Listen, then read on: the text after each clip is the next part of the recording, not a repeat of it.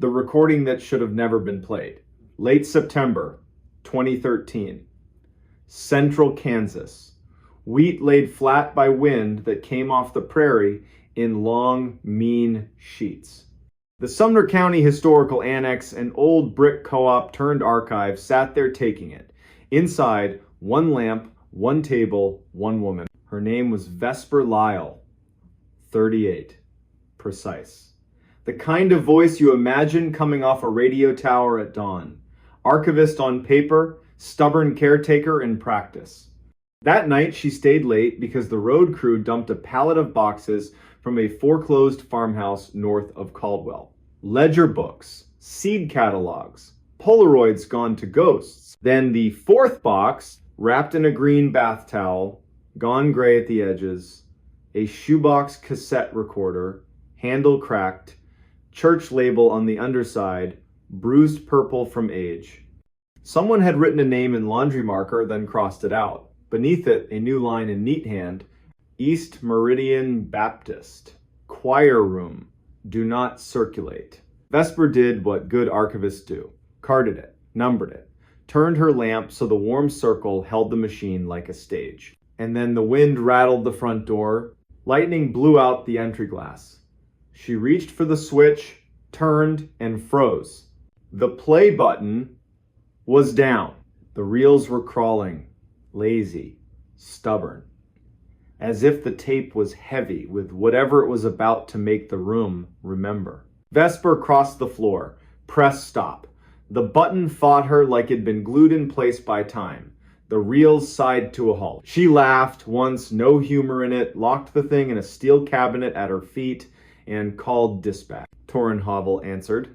Midnight voice. She told him about the storm, the boxes, the busted cartwheel. She did not mention the recorder. People who work nights don't invite extra work into a room. At 7:58 p.m., the rain came sideways, overheads dipped, then died. Her lamp fizzled off. The building went aquarium dim under the exit signs. She pulled the flashlight, swung the beam to the cabinet. The door was open. Inside, the play button was down again, the spools moving, barely. A hiss rose, grain by grain. Then the human room hum like heat caught on ribbon decades ago.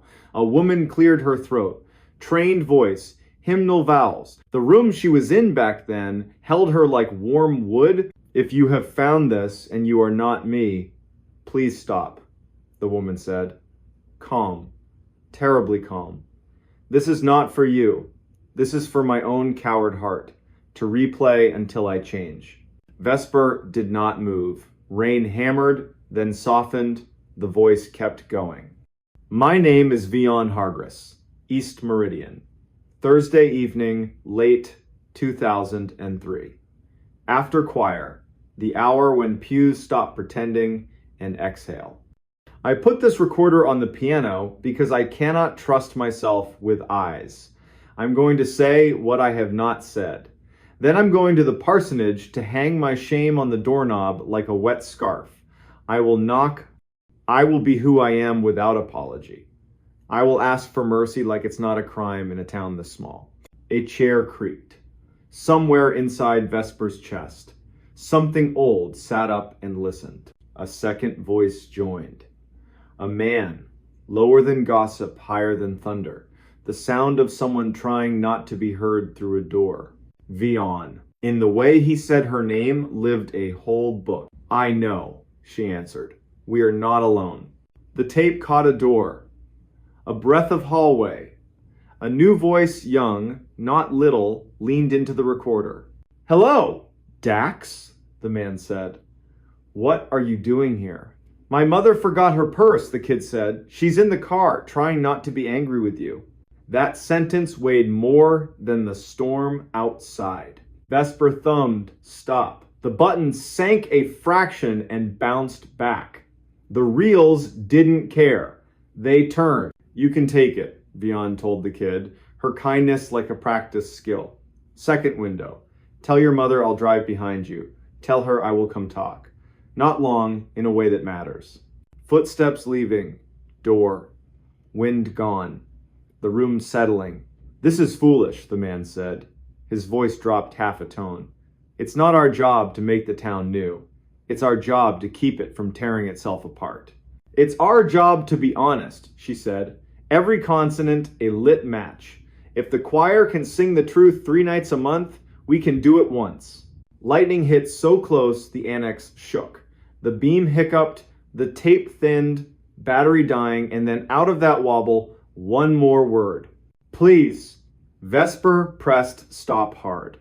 The machine obeyed. The building exhaled. She locked the cabinet and wrote herself a note in block letters. Do not play again. Call Reverend Ardell in the morning. Ask about East Meridian 2003 choir. She tucked it under her thermos lid, swept the flashlight once across the blind faces of 100 yearbooks, missed the cabinet easing open, missed the tired spring choosing itself in the dark. Morning. Sky scrubbed clean. East Meridian Baptist was the color of unsalted crackers. The door was unlocked. Of course it was. Inside, it smelled like old wood, vacuum belts, and a sweetness she couldn't place until she saw 3 chrysanthemums in 3 vases, each like an apology for being bought late in the season. A woman in a blue sweater crossed the aisle with bulletins in both hands. Maria. Short hair you wear after an illness and back. She already knew Vesper's name Reverend Ardell had called, and she already knew the question. Vion Hargress, she said, settling Vesper into a pew. Contralto, you could build a roof on. That year, cut this town open. She helped truth into songs. Truth into Tupperware on your porch. When it wouldn't fit a hymn, she died in the spring. Not all things wait for permission. And the man? Vesper asked, hating herself a little. He left, Maria said softly. That week. Sends coat money at Christmas. Signs from far away. The mother with the purse forgave him once on Maine, and he flinched like she'd thrown a stone. What can a tape do that memory hasn't already done? Vesper thanked her. 2 sleeves touched for a second like a pact between strangers. Back at the annex, she set the recorder on the table and microwaved tea because the air felt wrong. At 1:12 p.m., the bell on the door didn't ring. It just opened. Tall man, Kansas State cap, jacket with 3 past lives. He moved like someone listening for a fire alarm only he could hear. Are you Vesper Lyle? He asked. She nodded. My name is Dax Hemphill. I grew up 6 miles east of East Meridian. My mother used to forget her purse. When she was tired of forgiving people, it gave her a reason to go back and be kind again. I think you have something that once listened to me when I was a boy. How did you know? Vesper asked. I woke at 3, he said. Clock doing that slow blink. Room smelled like hymnals. Heard my name the way it sounded before my voice changed. I don't own a tape player. Something spooled anyway. I remembered a night when a woman's kindness saved a man's job and a boy's faith. That kind of memory doesn't come back unless it's been invited. I think you invited it. She made him tea because that's what slows air.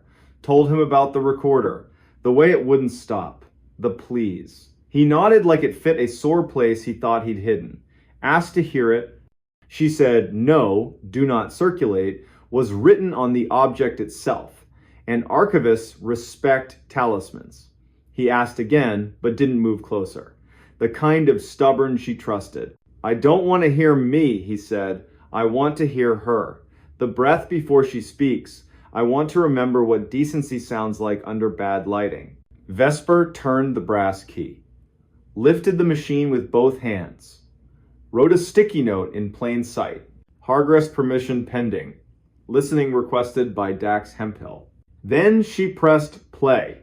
Hiss. Blanket of old air. Vion again, scratch brave.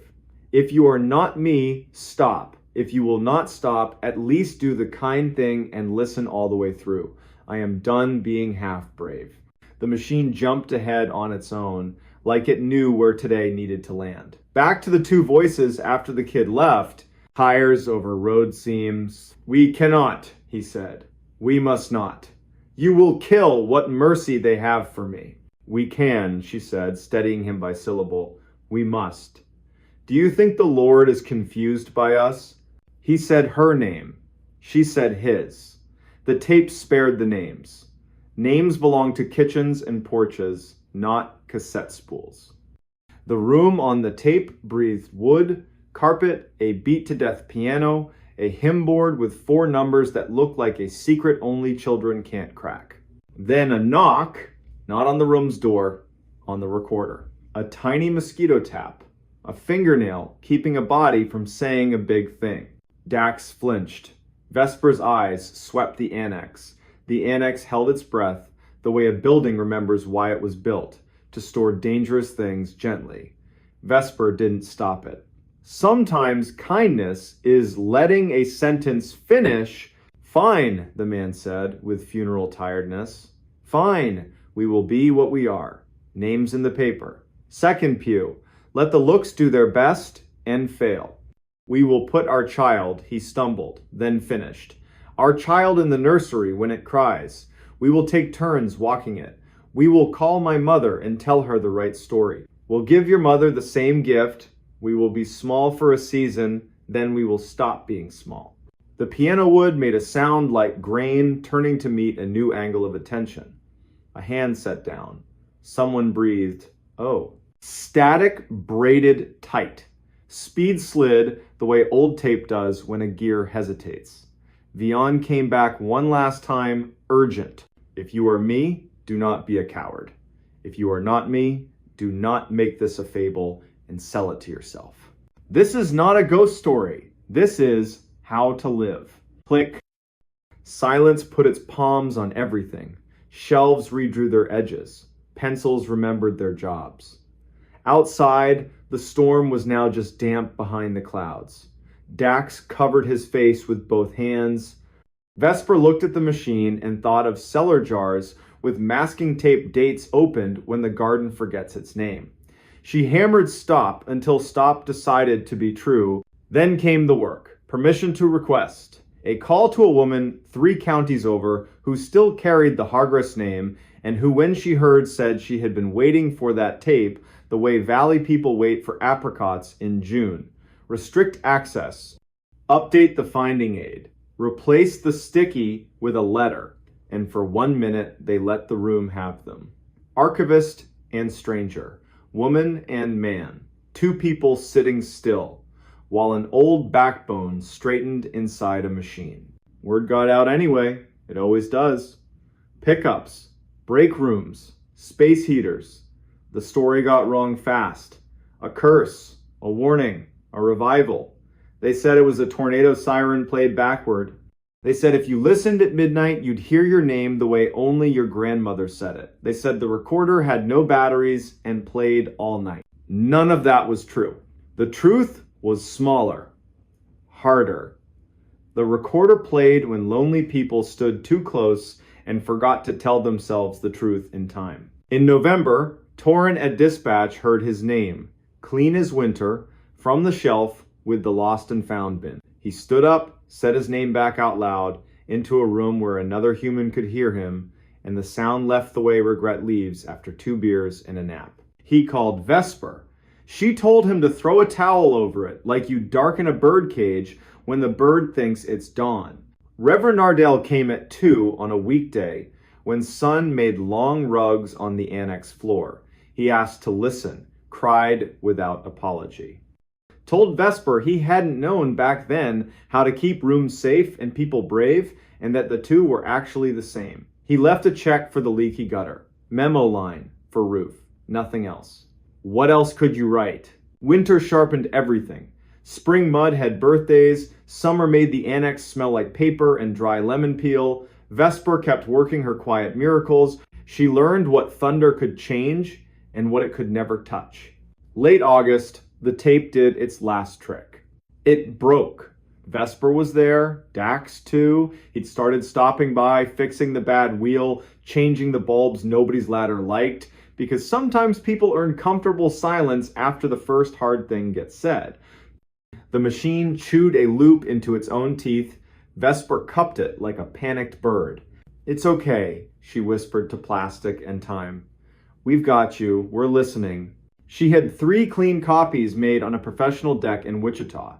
Masking labels, fire-safe box, permissions tucked like seed packets, on each in her sharp hand, to be played with consent only, and under it, softer. Do not use this as weather. On the anniversary of the storm that shoved a box of wrong memories into her life, Vesper sat in the back pew at East Meridian. The building hummed with the quiet electricity of rooms that have been forgiven for what was done in them and what was refused and are willing, finally, to be only rooms again. Maria slid her a peppermint. They didn't say the names they weren't saying.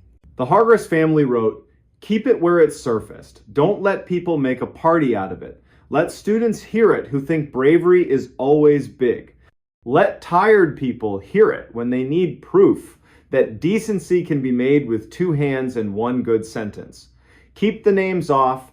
It doesn't need them." There was coffee and cookies in the annex hallway and a microphone that squealed once and then behaved. A reporter asked a trembling question. Vesper answered like someone who refuses to stage a drawing room drama when a kitchen table will do. "We're not here to gossip about the dead," she said. "We're here because a woman recorded who she chose to be and then did it. That's a civic treasure." The recorder sits now in a clear box so people can't love it wrong. On Saturdays, they ask if it plays by itself. Vesper says, "Only when you stand too close and forget you're alive and allowed to speak." Then she hands them a pencil and a form and teaches them how to leave something worth keeping for the next bad night. If you drive east out of Caldwell in late September and the sky bruises again, you might see a single lamp in one window. You might open the door, hear the chime, and breathe a room that smells like paper and patience. You might notice a soft hiss from a machine that retired from magic and kept its dignity. Two people at a table, one with a pencil, one with a small wrench, bent over a ledger. You might understand why the recording should never have been played, and why, since it was, the only right response is to live in a way that won't require another like it. When the rain finally tears free, it will be loud and brief. Gutters will try their best. The annex will settle deeper into its foundation.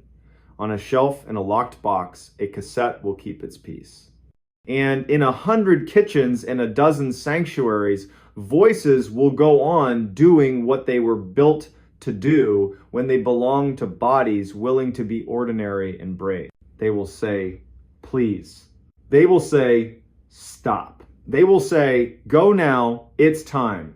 And in the smallest, steady way that haunts longer than any ghost, they will say, "We are listening." The door in his basement wasn't there yesterday. Late October, year 2018, West 73rd Street was getting shoved around by that lake wind, long, hard gusts that make whole blocks clench their teeth. Rain ticked the gutters like pinball.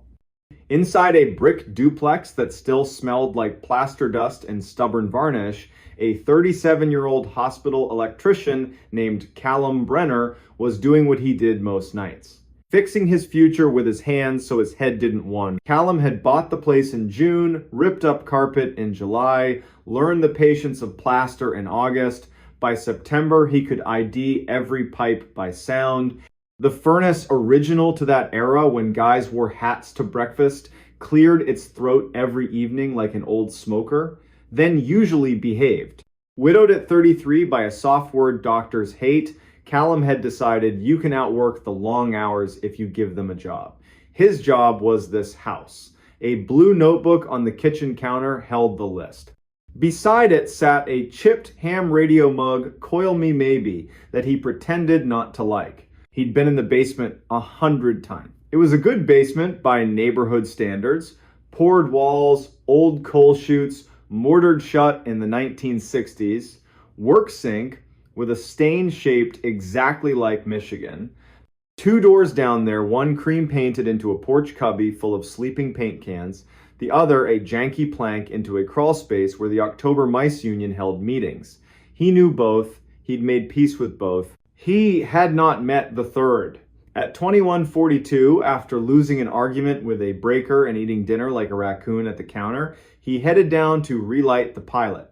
He liked that moment, the polite click, The soft womp winter delayed by a thumb. He rounded the stair, set his phone on a joist for light, looked up, and stopped, like someone was dimming him instead of flipping him off. There was a door in the west wall. Not a door he must have missed. Not boxes stacked weird.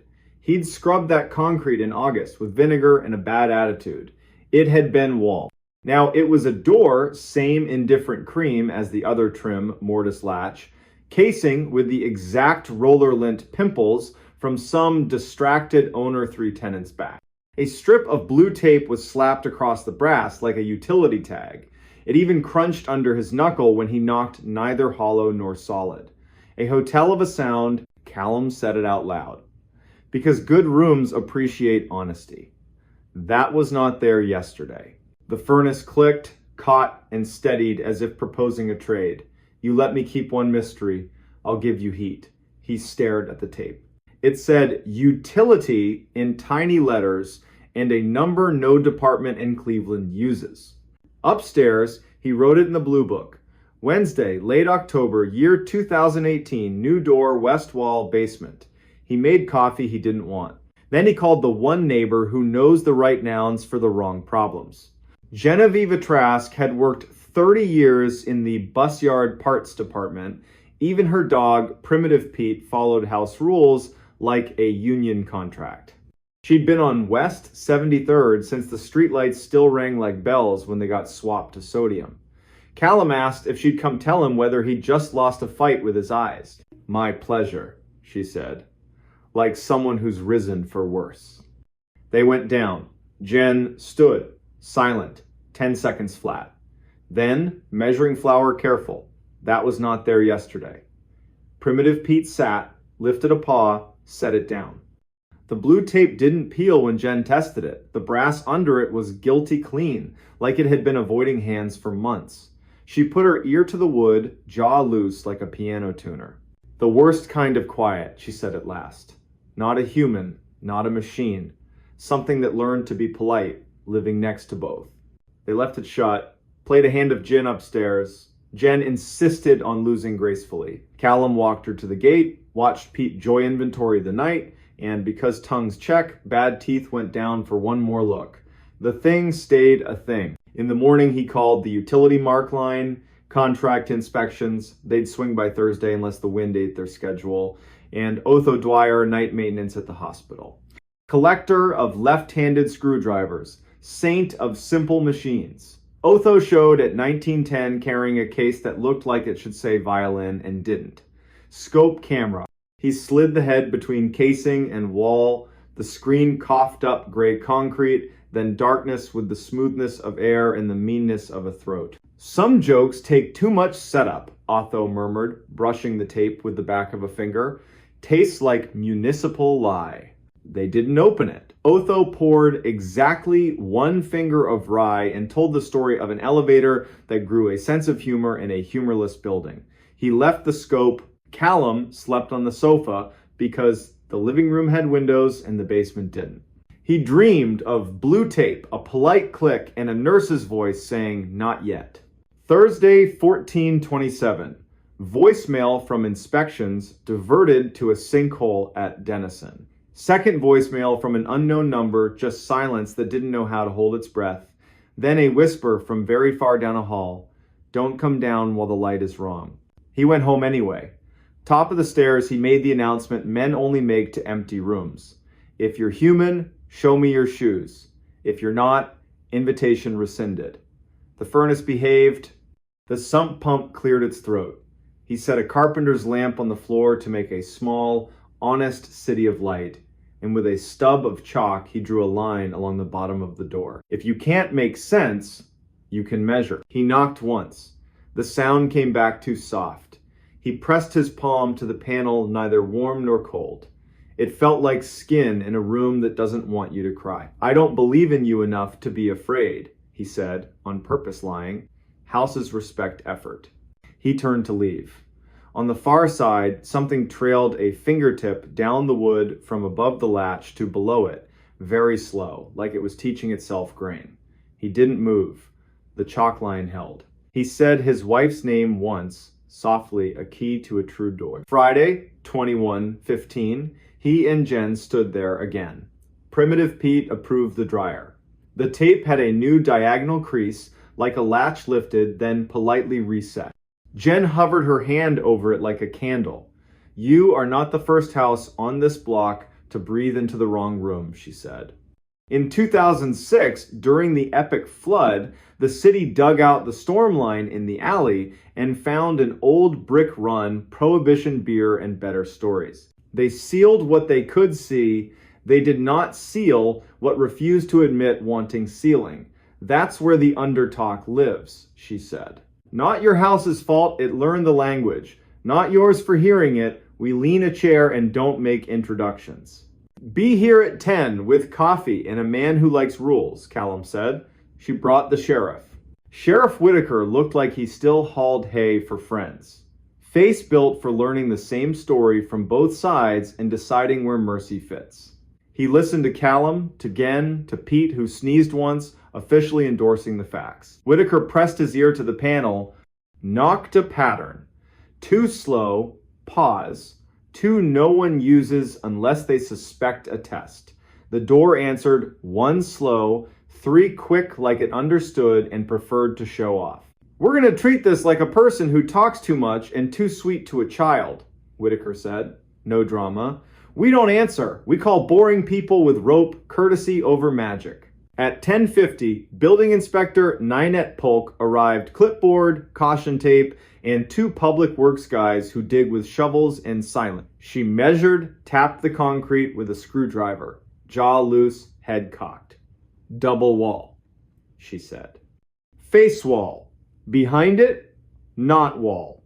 Behind that, not our business yet. The plan, open the outside from the alley, look at it like breakfast. If breakfast looks like sin, you eat elsewhere." By noon, the alley had a careful hole. Brick, then more brick, then a slump of coal pretending it wasn't old. Ninette rolled her light into the throat beam, sliding along clay to a small cleared space. A tin cup, a folded blanket whose corners remembered hands, a stone pile with soot above it, a fire where fire made no sense. "We've had squatters," she said. "We've had people who didn't choose to be squatters. And we've had tunnels that confuse maps. This is a little of everything." Whitaker braced a gloved hand on the edge, leaned without betting his weight on anything foolish. "At dusk we come with 2 more bodies and a rope round my waist. We stand in your west room and say hello in a voice that can't hurt anyone." He took his pen and signed the blue tape, 10:16 on a Saturday. No underline, no smiley. Dusk. The wind inhaled and held. 3 across at the bottom of the stairs. The house delivered 1 timid knock, then, like it decided it needed a new tactic, went silent. Whitaker tied his rope to an old ceiling ring, laundry duty in another life, double knotted. He laid his palm on the tape, talked to the house like a dog flirting with a bad idea. "We are not setting our tongues on this latch tonight." They moved the chair, lifted the latch without breaking the tape. The door opened a finger's width on its own resistance. Air came through at the temperature of old apology, coal, and long rain. His shoulder light showed a low brick run, 4 courses high, then a gap all along the top like the mason knew better and got paid by a man who didn't. In the dust beyond, 4 finger marks, evenly spaced. Someone who'd learned to count to 4 and wanted company, and a 5th, shorter one like a tired heart. Whitaker didn't step through. He bent, lowered his head, and said a name to no one, like a midwife teaching an empty room the word it's waiting for. "Is anyone here who can stand the sound of their own name?" 20 heartbeats, then a cough from the corridor, not brave, not sick, small on purpose. A voice, careful, like someone who only wants to borrow the part of the law that cares more about living than rules. "I am hungry." "Come into the light then," Whitaker said, measured. No names, no introductions to the dark. A face glanced into the cone, then jerked out. Quick, private decision. The figure didn't cross. "Do you have a sandwich?" they asked. Jen started to answer. Whitaker lifted a hand. The room obeyed. We have a sandwich. You may have it on this side. He set it on the brick, stepped back a generous pace. A thin hand took it. Gratitude made of bread and shame filled the small room. I didn't steal the ring, the voice said. The ring was already in here. It's welded to the wall. We'll speak again in the morning, Whitaker said, as if this were any kitchen, any night. If you're still here, that would be a blessing. The dark laughed, once surprised at the word blessing. Then, I'll be here, the rain decided to stay. They closed the door. No chair. Sometimes chairs are theater when you need policy. Sleep came in the way it does when a house tries to grow a new tongue. Morning, the chalk line had a clean nick where the door had opened and closed. The tape now had 2 creases. In the alley, the little camp had a second cup that hadn't been there. On the brick, a note, careful hand, fountain pen tidy. Thank you, I won't be here long if you leave it. I know the way that does not ask you to break your rules. I followed voices, and that was my mistake. I am leaving now by the other mouth. Nanette read it, folded once, bagged it, dated it in words events like this should resist numbers. Sometimes people want a story, she said.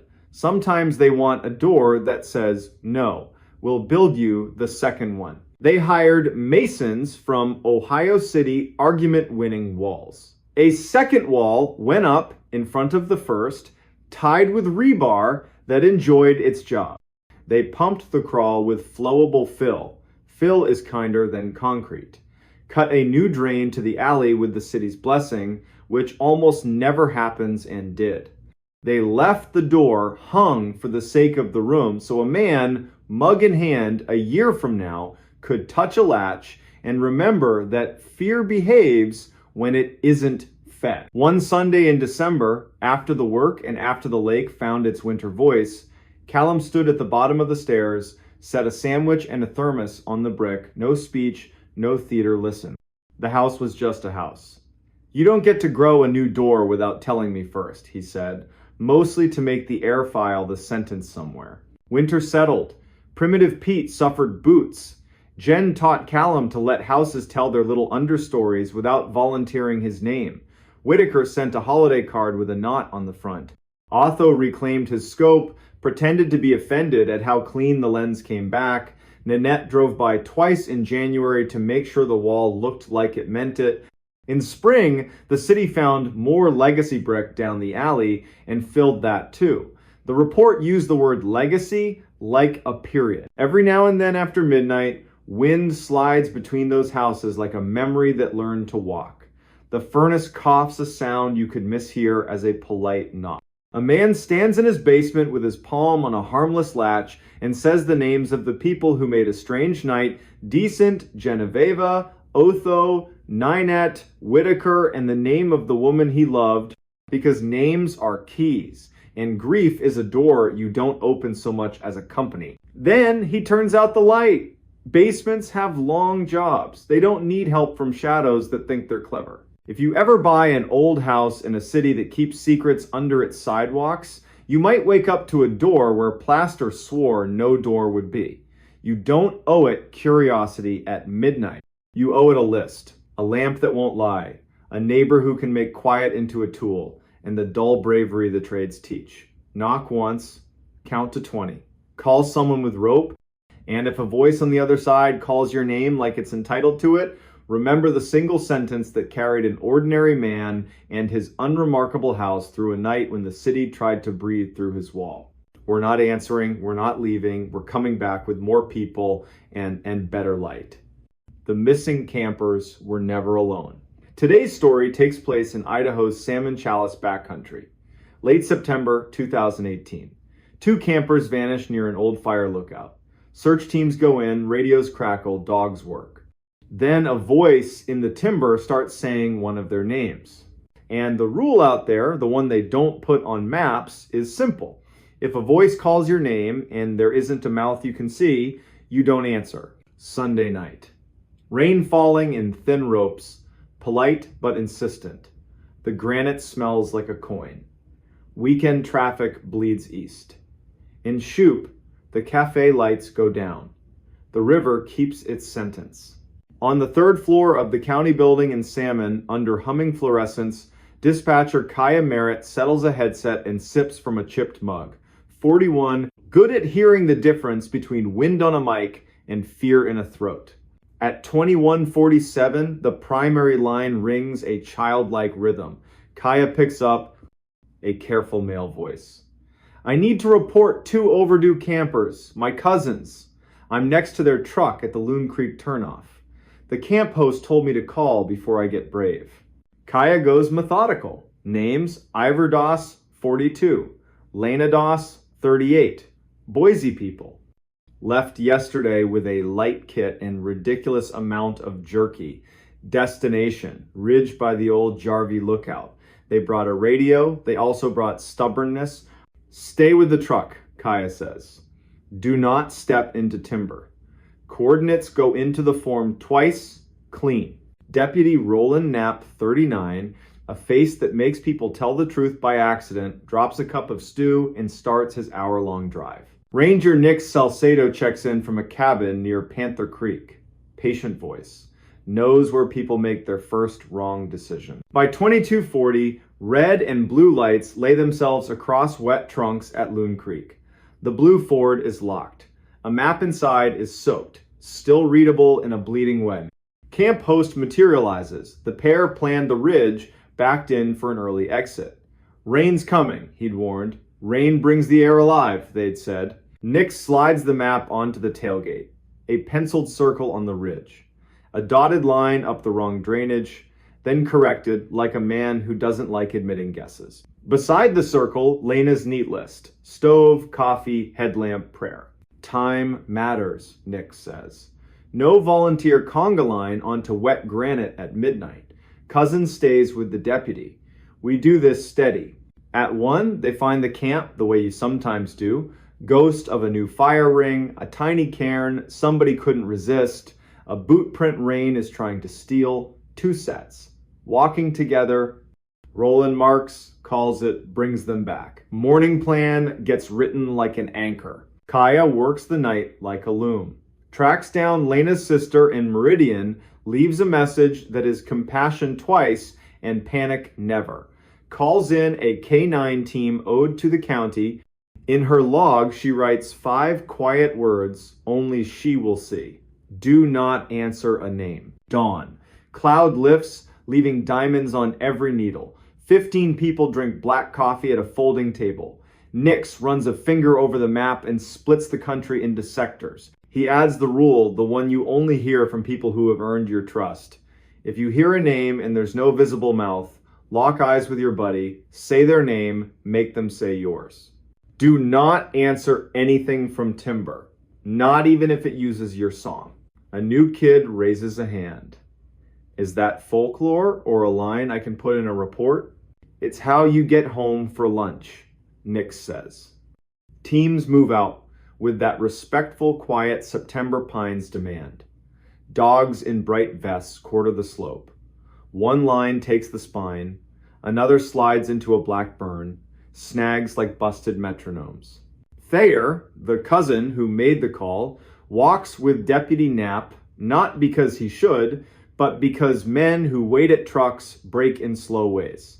At 9:19, a dog gives a small bark. I found your idea, not yet your person. Handler Ione Taggart slips among ferns and retrieves a rolled shirt under a low lodgepole limb. Damp collar. Tiny stitched L. Bag. Tag. Ritual keeps hearts from shouting. 10:52. A voice calls a name, thin through timber, left of the draw where a baby creek is deciding what to be. Lena. 2 syllables shaped like someone speaking into a scarf. Sounds like Ivor.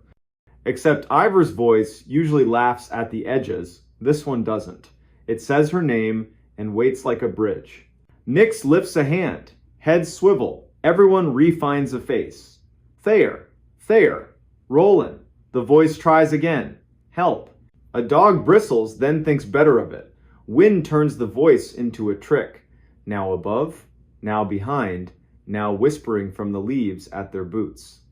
Lena? Roland plants a ribbon and a thyme on a larch and draws an arrow fatter than the rest. We don't answer, he says. calm enough to steady the world. We mark and move. By noon, sun saws through the cloud and turns steam into foxfire. Teams reset. Dogs drink in wide licks. The medic truck ladles sugar into paper cups. Kaya slides each bead of the day onto a string, times, places, and a line that means more than the paper can hold. Voice saying, Lena. No face. Afternoon, a different kind of luck. Farspur team finds a neat cone stack beside a rock scratch. Lena, her sister will later say, loves to arrange things. The cones point toward a cleft the map calls nothing. Old guys at the cafe used to call it buzzard slot. At 1631, they find Ivor. He's on his back, one leg crooked the wrong way, eyes open to the sky like he's willing to believe in it, lips split white with thirst. He makes a sound that's half apology, half joy. We stayed on the spine, dropped too fast, rain shoved us into a bad shelter. We heard the lookout radio from the valley, the weather loop, thought it was a truck, followed it, found no truck. Then we heard Lena's name, my voice saying it, but not mine. I didn't answer. That's why I'm still here. Where's Lena? Nix asks from the edge of the circle. Went to water, said she'd follow a trail of tin cans and bad jokes back to me. Left a cone pile every 30 steps. Then the voice said my name, like her mouth. I said hers once, too soft for the trees to catch. After that, I held my tongue. She's been gone since just before sunup. 1754. They find Lena. 10 minutes east, 2 pitches up, tucked into a granite room. One hand on a ledge like she meant to pull herself into another day, and paused here. Cold, not lost. Shy pulse. Hairline cut with the head's usual drama. Jerky pouch, empty. Pockets full of gravel, her attempt at a breadcrumb trail in a place that only Prince would stone. Wind keeps the helicopter on a leash, so they burrito the pair in foil, wool, and intention. Move them by patient inches.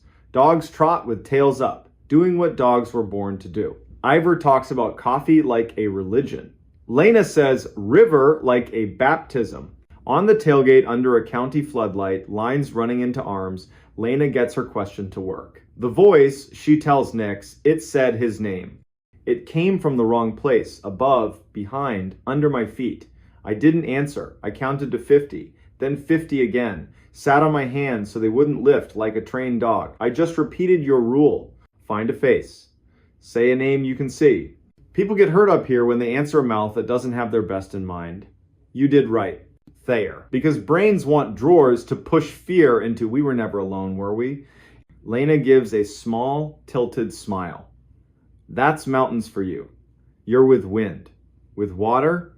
With old decisions other people made and left hanging in the trees. We borrowed theirs. Wind behaves. Helicopter drops in.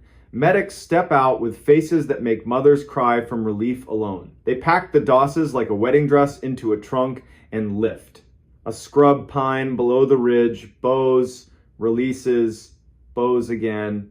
After midnight, Kaya types the sentence that chased her all day. The missing campers were never alone. She knows it's not a checkbox. She puts it in anyway. The weeks after, the valley chews it. In diners, it was echo. On lifts, radio bounce. In coveralls, catamount. Brain mirrors. And then, quieter. The one sentence that matters. If you hear your name in timber and there's no mouth in sight, don't answer. A month later, blue sky so clean it feels stolen. The Dosses bring a paper bag to the ranger cabin. Knit hats, plain and practical. On the tag, Lena's neat line for when the wind forgets itself. They sit with Nix and, briefly, Kaya. Words are carefully unimportant. Nix talks burned hills, learning green. Ivor describes a mispainted bridge teaching Boise patience.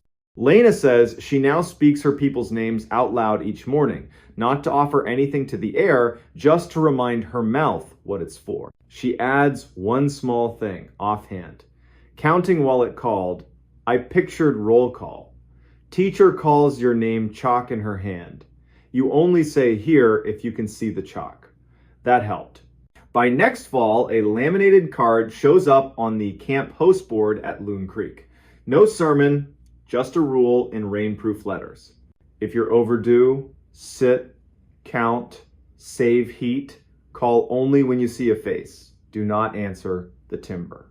No author. The host denies it, then admits he likes that he would have.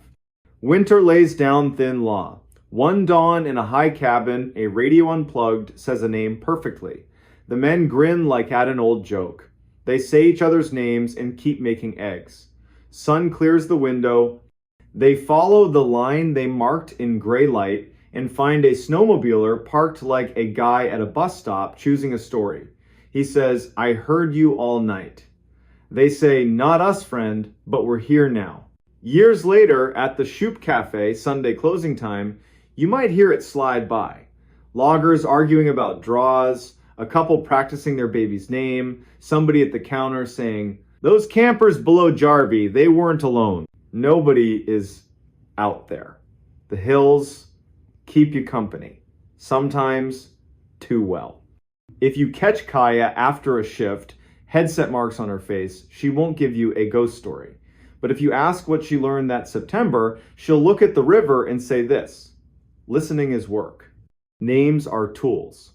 Home is where you only answer when you can see who's asking. A town can hold itself together with a quiet rule repeated by people not interested in drama. She might even add, very soft, that the missing campers were never alone, and neither are you, if your hands stay steady and your mouth remembers when to keep its strength. Then she'll tip well, step into a night that smells like pine and iron and rain, and head home where a clock mutters forward, a radio sleeps politely, and the mountains lean in, listening like they always do. The girl who walked home twice. It was 1930-something. The air smelled like wood smoke and apples. Drizzle turned every porch bulb into a little planet. The high school had cut loose early for the game in Lexington. Band kids fogged up a bus with laughter. Tires hummed along the Maury. Ione small like a willow, tough like one too, didn't go. She'd promised her mother Yara she'd be through the door by 2000, no later. The mountain shadow drags night down early in Rockbridge County. Everyone knows that. Pea coat from a thrift store, one button that didn't match, scarf a shade that couldn't pick a side between green and blue, hand knit by her aunt. Everyone knew Ione. She worked mornings at the bakery on Nelson Street, slipped the paper through Mrs. Kemp's slot at the White House with the red door, could identify every dog in 3 blocks by bark alone. Her father, line cook, cereal kitchen quitter, had left in May. The kind of leaving that makes a clock too loud. Ione had sworn, with a 16-year-old's fatal sincerity, "I won't be that kind of gone." At 1940, she waved off her best friend Wren at the feed store corner and ducked into the drizzle, taking her usual 3-block shortcut, hardware store. Mr. Ancher, Petrie sweeping like he meant to sand the sidewalk down to Memory Post Office that still smelled faintly of floor wax, then the alley behind the funeral home because, as Ione liked to say, the living cause more trouble than the dead in Rockbridge Hollow. 1952. A guy in a pickup easing off a steep driveway saw that indecisive scarf flash by. 2 fingers up from the wheel, small town salute. 1954, wind rattled corrugated tin on the vacant lot fence. 1956, misses. Kemp stretched her back, peered past a thin curtain, clocked a girl head down, hands in pockets, shoulders squared against the wet. 1958. Yara's porch light burned a little cone in the rain and turned drizzle into strings. 2000. The door did not open. By 2010, Yara was pacing the living room like she was housebreaking a nervous dog. Up slow, back slow. 2022, she called Wren. Surprise, then careful. Yes, they'd split by the feed store. Yes, Ione was fine. And there had been a man at the vending machine, Marine Corps cap, too new for the face wearing it. 2030. Deputy Rowan Deek knocked hat off, voice steady. He said the sentence every good town cop has to learn. Let us be wrong with you for 2 hours. They weren't wrong for 2 hours. They were wrong for 3 days. Night 1. Flashlights swept the seam from feed store to front stoop. Same bad gravel by the alley. Same puddle at the sycamore. Same warped funeral home step everyone knows to skip. Drizzle turned into mean rain. 0320. The band bus came back. Windows fogged a different way. Kids fell into waiting pickups. Mothers squinted through wipers. A boy named Ash told his dad by accident the worst sentence. I saw Ione behind the funeral home. She had her scarf. When? Just now. And when he turned to point, there was only rain. Saturday pooled in neighbors' kitchens, coffee, quiet, too many glances at the clock. Sunday, the county AR's net droned on the old repeaters. Negative contact. Monday morning, the school band played half a shade slower in the auditorium. The principal looked 10 years older when he lifted his head. At 16:20, that gray Monday, headlights smeared along Route 11. Mrs. Kemp phoned Yara. Yara ran. Mrs. Kemp, who hadn't run for anything since 1989, got there on ring 2, breathless and unpoetic. She is on your porch. Ione stood under the porch light, hair slicked flat, scarf dark with rain, coat buttoned wrong, hands in pockets, eyes bright in a way the sky hadn't earned. The bulb made a perfect oval on the boards, like the house had been waiting for its mark. She blinked once, slow, smiled, small and real. The exact smile she wore, setting a cinnamon bun on a plate like a promise. The sound Yara made porchwood still remembers it. Hands to her daughter's face. Sweetie, why did you make me wait? Ione stepped in like she'd only just noticed, wet as cold after 10 minutes. Shoes kicked off in their forever spot. She looked around, stared a beat longer at the stove clock, the plain round one rust comma on the wall under the nail. Half a laugh, swallowed. Deputy Deke came in careful, body language that said, I belong here, but I won't make the room smaller. Ione, he said, in that slow jailhouse tone that lets people choose their own shape of words. Genuine surprise from her. Deputy Deke, did you get a new car? He hadn't. She tipped her head like a bird when a window stops offering sky. Then why is it so quiet? Dr. Sigrid Hall, neat as a single sentence, took temp, checked pupils, asked, what did you do between Friday and Monday? Walking home. No flinch from the doc, just a neat note. Sometimes you leave people the only word they're willing to carry. More questions. What do you remember? Gray dog by the Coopers. The sound at the pipe bridge. The man with the new hat. Then, like 3 rooms misstacked. I don't know the rest. Her mouth around the O made Yara flatten both palms on the table like she was steadying the whole house. 3 weeks. Rockbridge Hollow learned a delicate routine. They let Ione be. Dawn at the bakery. 2-handed grip on the sheet pan. Reverent buns on paper. She stared at the post office bulletin board until the pushpins shone. Guidance counselor Emmer Holliday sat with her twice a week gentle work, invite a memory to take one step without pushing it down the stairs. On good light days, Ione would offer a new pebble. The river slapping the old mill race concrete. A walnut leaf rafting a puddle. Someone saying her name like a question, and she not turning her head. December showed up in one unsentimental dump of snow and refused to leave. Yara learned to sleep an hour at a time. The wood stove learned the new schedule without judgment. Christmas came with casseroles, feed store gift cards, and one perfect scarf from a woman who couldn't afford to buy it and a woman who couldn't stand to see the old one anymore. By March, the Maury pretended to be more than a river, and a fisherman found the marine cap downriver of the pipe bridge. He called it in and didn't touch it. Like a weird engine smell under your hood you hand straight to a pro. The man who'd worn it had drifted back to Roanoke the day after Ione was found, paid his motel bill, smiled at an elevator that apologized for itself, and left. The cap had no story the town could use. Spring, summer, peepers screaming, telephone wires singing when the wind drops off the ridge full of opinions. In September, 1 year minus 2 months, 17-year-old Ione stood in Yara's kitchen at 1943, poured tea she didn't want. Tired in a way sleep can't fix. Yara, to keep from saying one thing too loud and scaring 3 others, wrote a safe talk list on the back of an envelope. She never got to use it, because in 1947 the front door opened with the exact little 2-tug rhythm of someone who lives there. In the entry stood Ione, peacoat, mismatched button, that undecided scarf, hair wet from a drizzle that did not exist on Nelson Street, eyes bright in a way that made the room back up by instinct. The Ione holding the teacup rattled the saucer, set it down, turned toward herself and made a sound. The porch calls a bird hitting glass. Doorway Ione smiled, small and real. I'm home, Mama.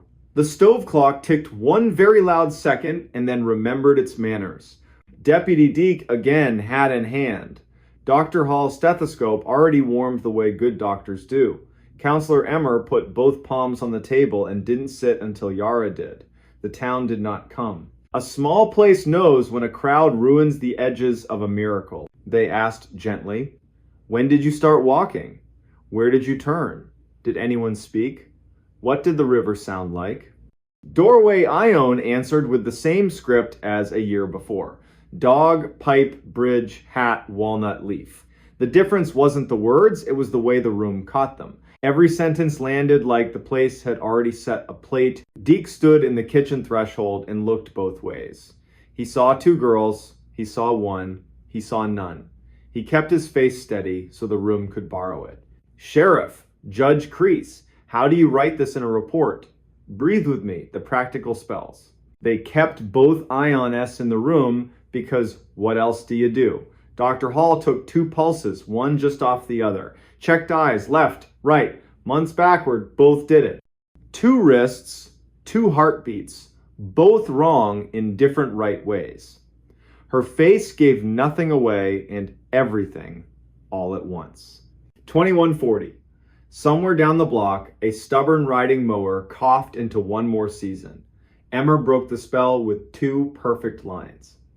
We're going to give the new arrival an apple, and then gentler. And we should stop calling her the new arrival. They gave her the apple. She held it like a small planet, looked at it, at the clock, at Yara, at Ione, at the hallway, to the bedroom where long division and bird names had been learned. Then, matter of fact, not triumphant, not afraid, there are 2 of me here. The tone wasn't a request. It was a math answer. She had finished counting and was waiting to be told what the number meant. The town did what towns do when the world tilts and insists it's always been level. They made order. Cedar chest to the living room. Second bed. Pastor Rowe came kind mouth. Better history. He knows how to talk without turning a room into a church by force. The sheriff, the judge, and a university woman from Lexington with a voice that makes you believe machines can help without showing off. Her term, identity event. It looked great in a report and was useless at the kitchen table. That night, Yara dozed and woke, and dozed and woke. Twice, she stood in the doorway and watched 2 girls sleep by lamplight. One hand out of each blanket, palm open the exact way Ione had always slept, as if catching sleep required a hand ready. Twice, her mother hand reached to pull a blanket higher and shook in a brand new way. Morning stretched the house back to its old shape. The bus hissed at 07:45. The driver glanced at the porch without meaning to. Mrs. Kemp knocked once, left rolls, and a note with only the date she believes. Inked things are harder to argue with. The university woman returned, politely eager. Separate mic channel. Smell test, cinnamon, eyes closed. A metronome on the table whose pulse keeps time. She packed up at noon with good manners and eyes full of a curiosity that doesn't need oxygen. For a while, Rockbridge Hollow held.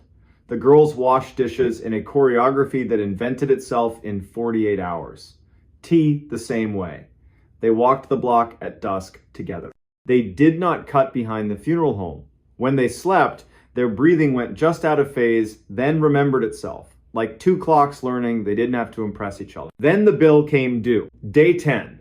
A pale circle under older Ion's left collarbone coin-sized, cooler than the skin. Dr. Hall's smile stopped at her mouth. Her eyes kept the truth. Sketch on the chart, pictures keep you honest when words want to pose. Day 11, a match on newer Ion's right collarbone. Day 12, 2 circles bloom, each wrist, opposite sides, opposite girls, like a mirror taking inventory. By day 14, the girls had learned to move like 2 people carrying one big tray through a narrow door. Day 19, they'd invented a way to argue that didn't injure the room. Day 21, the circles resolved into a constellation the doctor couldn't name, and then, just as impolitely as they appeared, they faded. Not all at once, one by one, soft as a hand, smoothing a wrinkle back into weekday skin. Day 24. Dusk, the hour when Rockbridge problems either introduce themselves or forgive you for not noticing newer Ione stood on the porch, undecided scarf at her throat, and looked toward the feed store, the funeral home, and that walnut root that heaves the curb. I should walk, she said. Older Ione, very quiet. I'm tired of walking. Both were true. Yara chose the loudest kind of bravery that makes no noise. We'll walk together to Pastor Rose, she said, and lend him our feet for 1 block. Then we'll come home. They did. The town watched by sweeping already clean porches. The girls returned, ate, slept. The circles faded, like a bruise deciding not to be dramatic. Day 31, 05:20. Newer Ione rose, made tea she didn't want, folded the undecided scarf on the table, smoothed it with both hands, thumbed the mismatched button, and laughed without humor, private joke between her and the world. She opened the door to rain that wasn't there for anyone else and a porch light that was. She stood on the exact board as the year before. Turned, as if to give someone permission to follow. No one did. Step 1. Step 2. By step 3, Yara was awake. A mother knows her child's stares. Ione, she said, not church voice, house voice. The girl smiled. I am going home. She stepped into a drizzle only she could feel. The porch light held her 1 heartbeat too long. She walked 3 blocks, hands deep in pockets, cut behind the funeral home, past Mrs. Kemp's window. Mrs. Kemp stood to stretch and saw a girl head down through sheer curtain and did not lift it. She had learned a hard lesson once and refused to write a new one. 5:54, Yara's door opened again. Older Ione, the one who'd returned that impossible Monday in the year 2004, stood in the entry with her scarf in one hand and coat over the other arm, crying and not crying, joy and disaster braided. Mama! No words back. Some truths are for skin, not air. Yara crossed the room, palms on her girl's face, while the clock hung its seconds without comment. By noon, the rain that hadn't been real for anyone else gave the day back. Dr. Hall, efficient, kind, wrote 2 lines she'd never bother a medical board with. Their grammar wouldn't survive. Older Ione, warm, steady pulse, lesions fading, appetite back. Newer Ione gone. Pastor Rode delivered a casserole he hadn't cooked. He's learned how to honor offerings without stealing their credit. I don't know what to call the second walking, he admitted, voice low. The first wasn't a trick. The last wasn't a theft. When the porch asked for a witness, they gave it one. That was right. Weeks stretched. The house learned gratitude without building a festival around it. Ione went back to mornings at the bakery, face to the heat, wrists remembering cinnamon's weight. The Tuesday dollar tip from Mrs. Kemp, return some customs, survive any weirdness. One Sunday, Wren braided Ione's hair on the stoop and didn't cry until the knot that spot where promises and prayers looked the same. Deputy Deke waved with 2 fingers and didn't slow. Habits keep towns from unraveling. Sometimes in late fall, when the walnut drops a single leaf onto a puddle and the river at the pipe bridge sounds like the old mill remembering. People here say, without moving their lips much, that they saw Ione walk home again. They don't mean a ghost. They mean a woman carrying her own shape through weather that didn't deserve a name, and for 15 sidewalk steps they felt porch lights turn on in their chests and were kinder to their own breath. Years later, one Sunday in the year 2019, Ione worked the bakery counter with her daughter, on her hip, hair loose because the day hadn't asked for more. A stranger out of state ordered a coffee and said it the way outsiders do. "Are you the girl who walked home twice?" Ione looked at him, then at her daughter, then at Nelson Street drawing its honest line toward the river. "I'm the woman who did her best in Rockbridge Hollow," she said, kind, firm. The stranger made a sound halfway between sorry and disappointed and took his coffee to go. That night, the porch light over Yara's door hummed like it has for 15 years. Little transformer in a housing that outlived storms, bulbs, and one remarkable season. Walnut leaves fell in 2s and 3s. The stove clock kept obedient time even after time had misbehaved. Yara sat in her chair, listened to the night count itself, and felt the house settle into its old bargain with joy and fear. She spoke one true sentence into a room that had earned it. "My girl walked home. My girl walked home twice. The park ranger who found something he shouldn't have." In 2019, on a wind-bitten Wednesday in late February, deep in the Texas desert where the land is so wide it makes your chest feel small, a park ranger found something he was never supposed to find.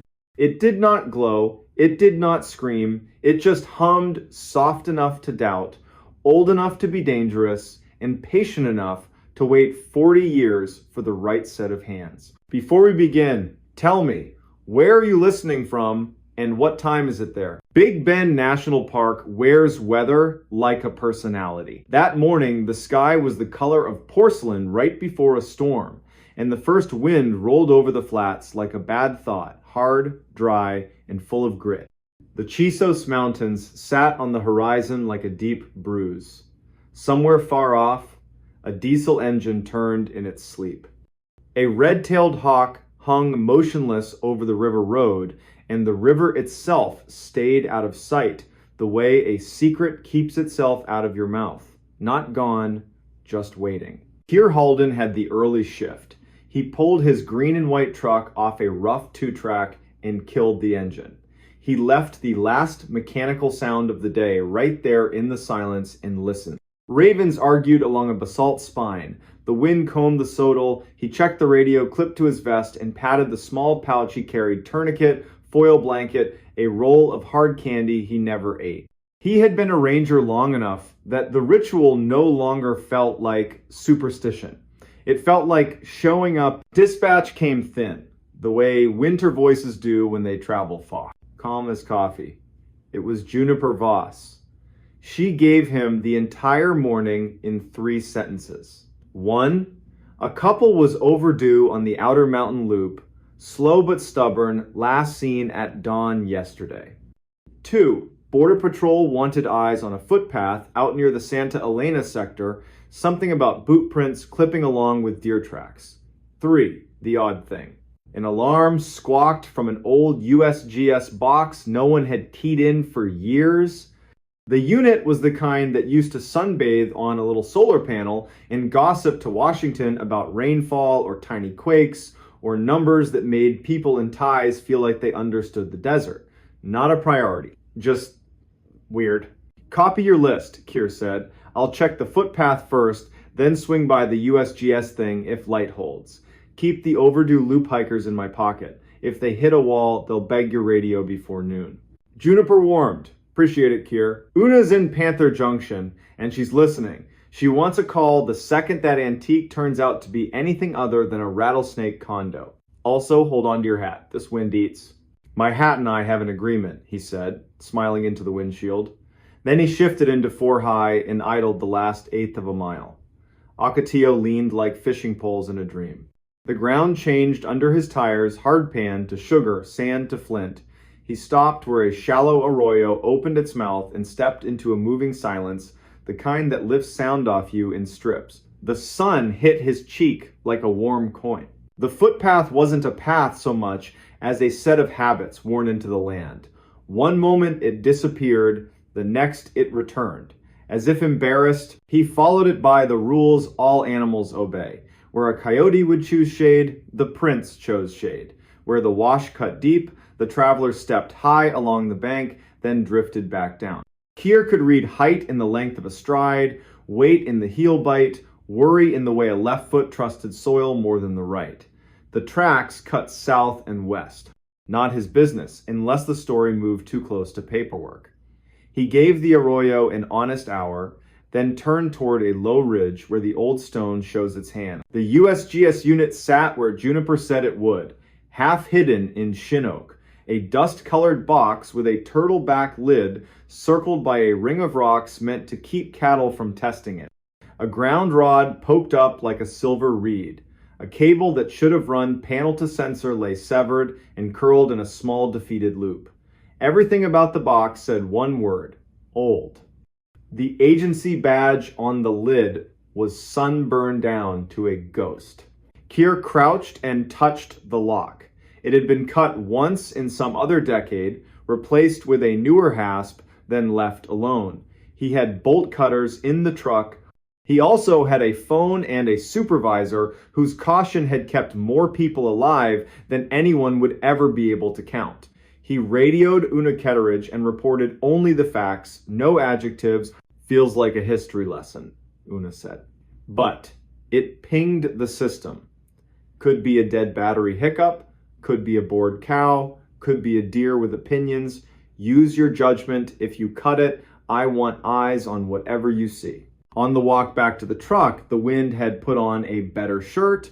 It had shoulders. He returned with the cutters, braced the box between his knees the way you steady a barrel, and bit through the hasp in one clean press.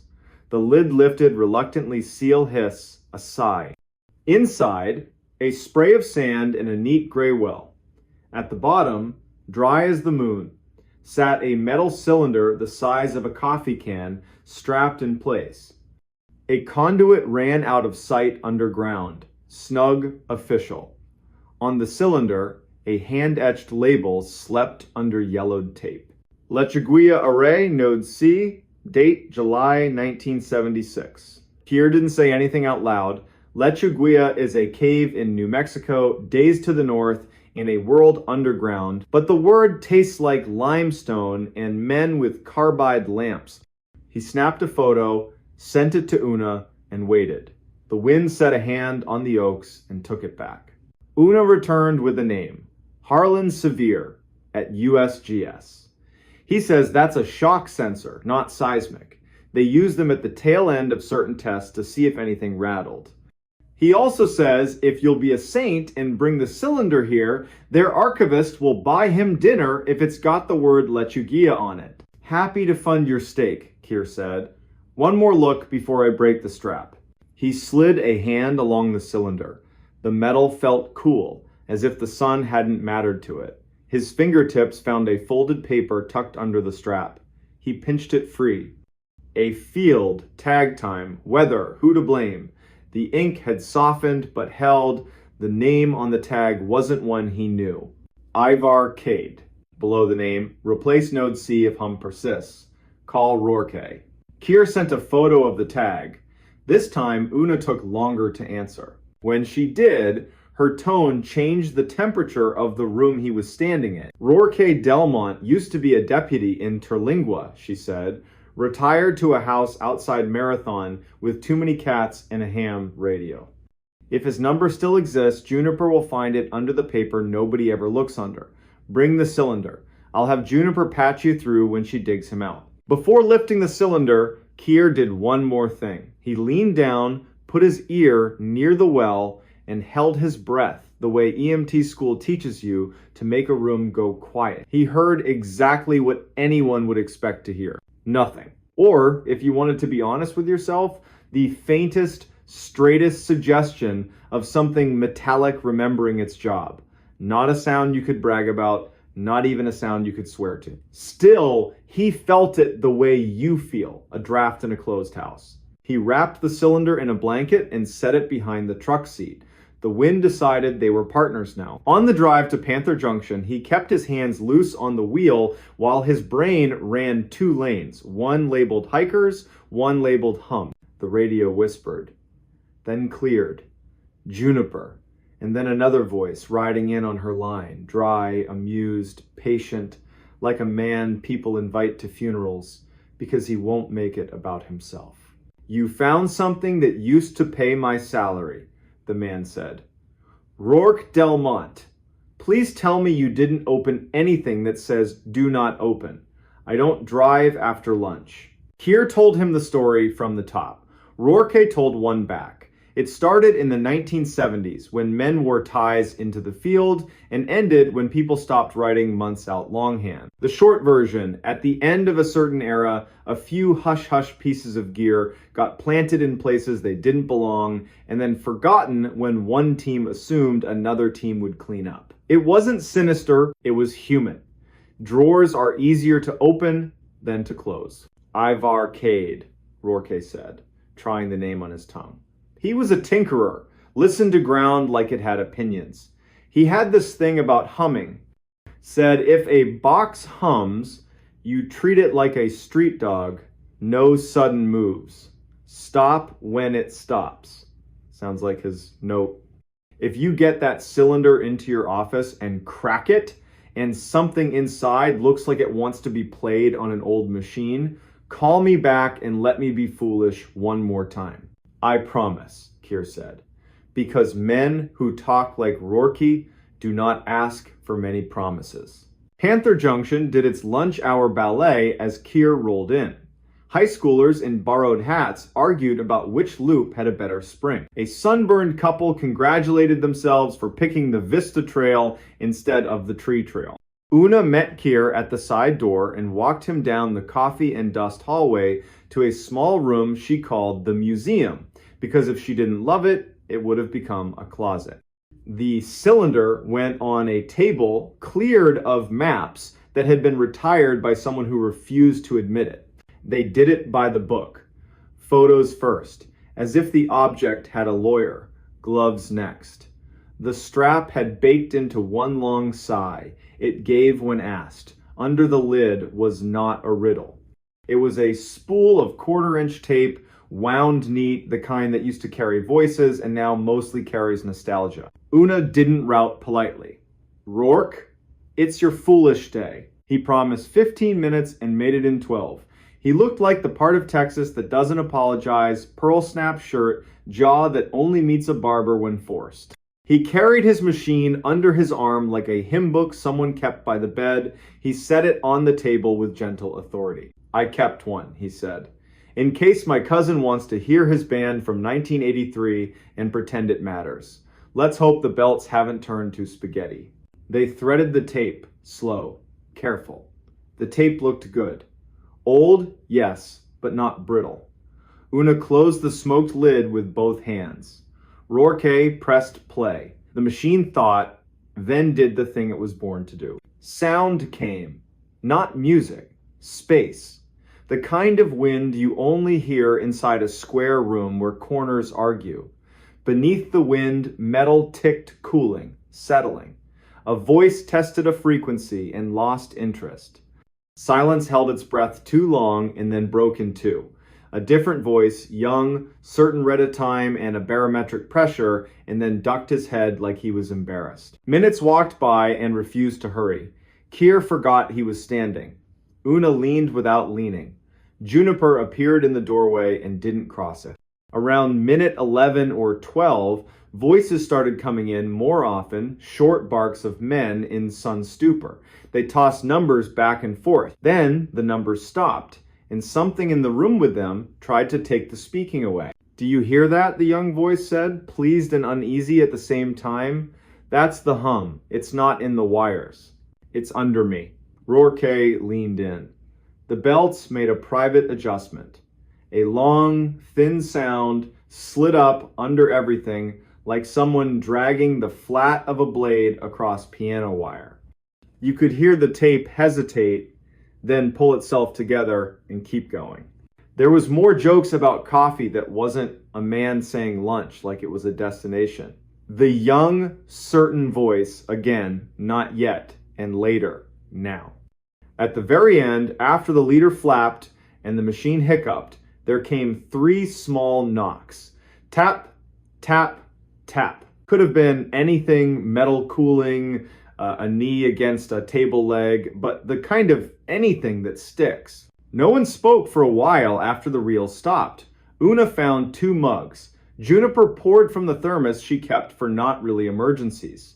Rourke lifted the spool with both hands like it was a plate his grandmother would notice if he chipped.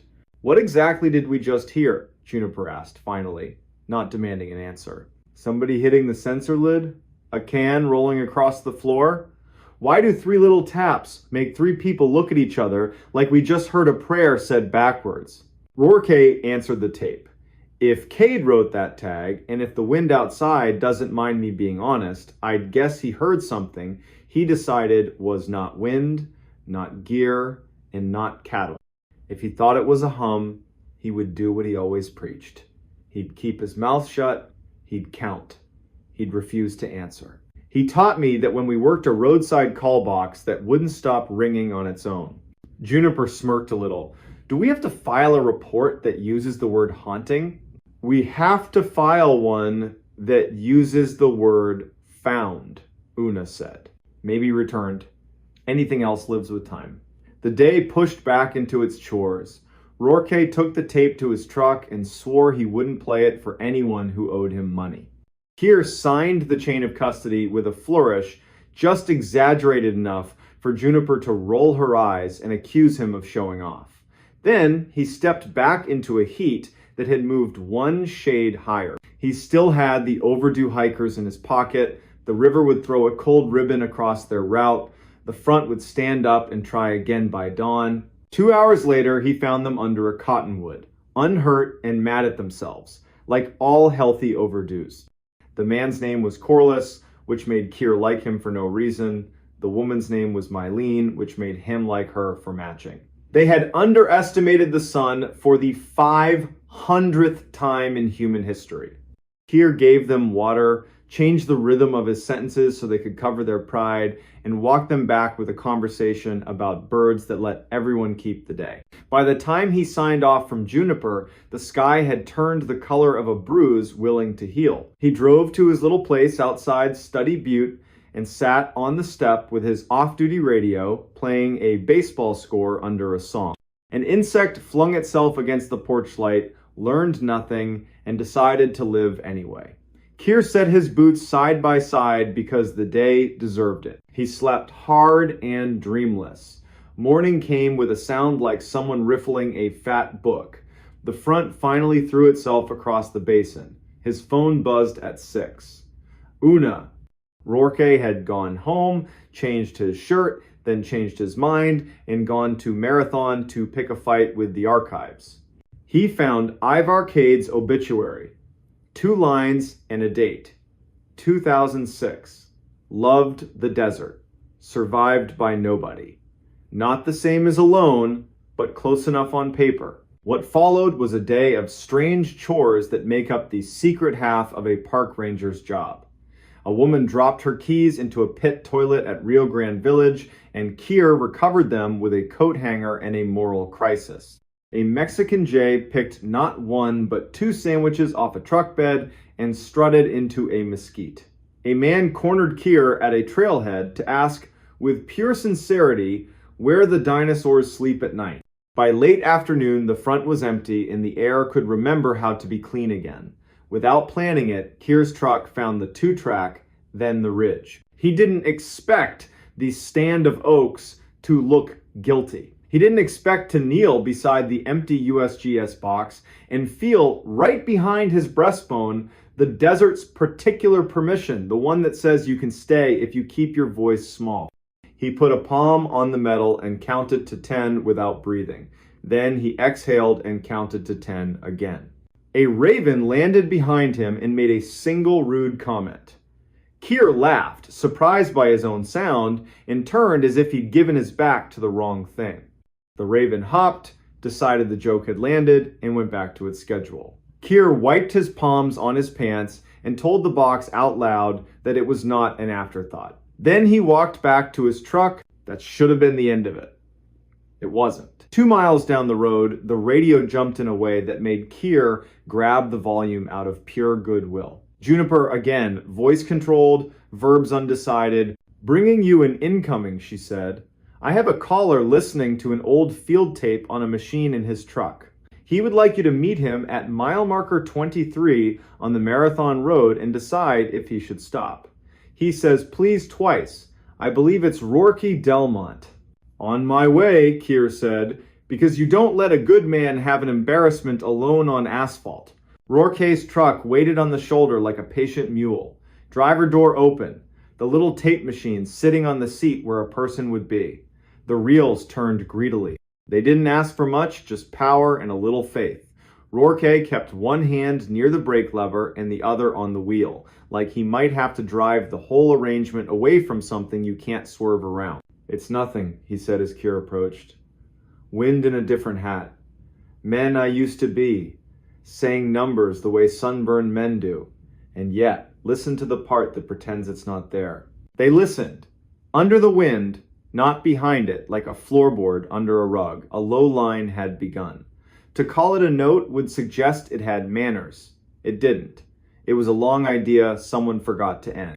Even the machine grew cautious, as if its belts could feel the shape of the room that tape had once been in. On the recording, the young voice spoke again. "Careful this time, do not answer it. If it chooses a rhythm, let it be a rhythm without you." Rourke clicked stop with his knuckle. The truck filled back up with honest air and the faint smell of old foam. "He was a crank," Rourke said with affection. Cade. He liked to say there are only two kinds of people under the sky. The ones who answer first and the ones who listen first. Then he'd pick which one to be like he was changing shirts. He loved seeing what the world would do if he made it take the second move.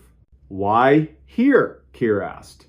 "Because I'm old," Rourke said, "and I'm practicing telling a story to the place it happened." So Keir let an old man stand with his truck and his tape and his empty road and practice while the light thinned and the Ocatilla leaned into evening. The next week, life returned to practical. A coyote watched Keir eat his sandwich and didn't complain when he got none. A bus full of fourth graders sang a prickly pear song until their teacher begged mercy. The tape traveled to Fort Collins in a box with 3 labels and enough bubble wrap to outlive all of them. Harlan Sevier wrote an email full of thank yous and jargon that made gardening sound attractive. Una allowed the museum to be a museum for 1 more hour. Juniper added a sticky note to her console that said hum in tidy pen. She said it was a reminder nobody argued. Spring showed up like a kindness you don't deserve, but take anyway. Wildflowers did their loud, brief job. The river had just enough weight to trick children into thinking it was permanent. Keir took 2 days in a cabin near Terlingua and practiced being nobody. He woke once with a name in his mouth that wasn't his and laughed at the rafters for the body's weird tricks when the mind is too full of story. Late April brought a letter to Panther Junction on paper that believed in itself. Una slit it open with a pocket knife just because it's always fun. Ione Greathouse, archivist, wrote in a tone you'd expect from someone who can't believe she's paid to do what she loves. Thank you for the cylinder, thank you for the tape. They had duplicated it and cleaned it until someone might mistake it for modern, though its real value was in the fact that it wasn't. As for the hum, it did not exist in the tape as a measurable frequency. It existed as a missing one, a hole where numbers stopped trying to be numbers and then remembered themselves. The packet included a transcript with timestamps and that one line that still put a chill on the back of everyone's neck. Do not answer it. Keir read the whole packet at his little table by his one window. He read it slowly, the way you set out water for an animal you hope will trust you. Then he called Rourke and offered to drive up. "Bring limes," Rourke said. "I'll bring something that burns properly." They sat on Rourke's porch while the cats did criminal things around their boots. "What did we find?" Keir asked the dark. He wasn't asking for nouns. Rourke lifted his glass, set it down. "Proof of boring bravery," he said. "Men in a small room under a big sky who decided not to be interesting in the wrong way." They heard a thing they couldn't own, named it hum, counted it, refused to answer, ate lunch, and went home. Then they left us a spool no one cared about until a winter wind told it to wake up. A train with no business being that close laid a ghost horn over Marathon and moved on. Cats faced the horizon like it owed them. The stars did what they always do after weather, brag. The next morning, Keir stopped by the museum. The empty cylinder sat on a shelf at eye level. The card below it said the simplest possible thing. Found near oak, returned to desk. The rest lived between the wind and anyone willing to lean close. On a Friday in May, when tourists arrived like convoys and the park gets louder on the surface and quieter underneath, Keir hiked up a dry wash and saw 3 small round marks pressed into dust on a flat rock in the shade. He touched one lightly with the back of his middle finger. The way you test a skillet you don't trust. The marks were fresh. They could have been made by a walking stick. They could have been made by the end of a tape case. They could have been made by a raven being too literal. He took a picture anyway. Then he wiped the rock clean and laughed at himself, because the rock did not mind and did not notice. That night he called his sister in New Hampshire to hear how her voice could make heat talk about snow. He told her a version of the story with the precious parts swapped out for ones that wouldn't. She said she loved that he had a job where silence came with rules. He said he loved that she had a job where noise had neighbors. They hung up like families do when there is more to say and no hurry to say it. Summer leaned in, heat stacked on heat. Tourists tried to buy wisdom by buying bigger hats. The monsoon teased, then teased again, then finally did the decent thing and broke on the mountains, letting cactus drink for real. Keir learned one more part of the park and then another, then deliberately forgot the exact shape of the gray cylinder, so that if it ever wanted to remember itself to him, it would have to do it honestly. He never heard the hum again. He wasn't disappointed. The desert does not owe encores. He heard the small faithful noises that make this place a sentence you can live. In quail cubbies rustling like loose paper, the groan of a truck asked to be patient, a woman laughing in a campground when a child said the stars were a spill. He filed 2 reports that month that used the word found and did not once use the word weird, which felt like progress. Now and then, on a long stretch between somewhere and nowhere, Keir would thumb the radio and ask Juniper the only question you ask a dispatcher who has saved you from your own hurry more times than either of you can tally. What's your world tonight?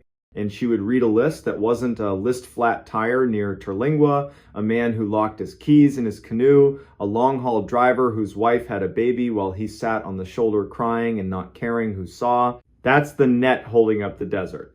Not ropes, voices. When autumn returned with its clean knife, Juniper added a second sticky note by her console, not to replace the first, but to keep it company. 3 words. Do not answer. She said it was a reminder. Keir said it was a sermon. Una called it practical and wrote a procedure memo that future rangers would roll their eyes at and then follow anyway. Early December. Cold morning. Keir drove out to the ridge where the oaks keep their small green and parked, facing the wind that once crawled under his shirt.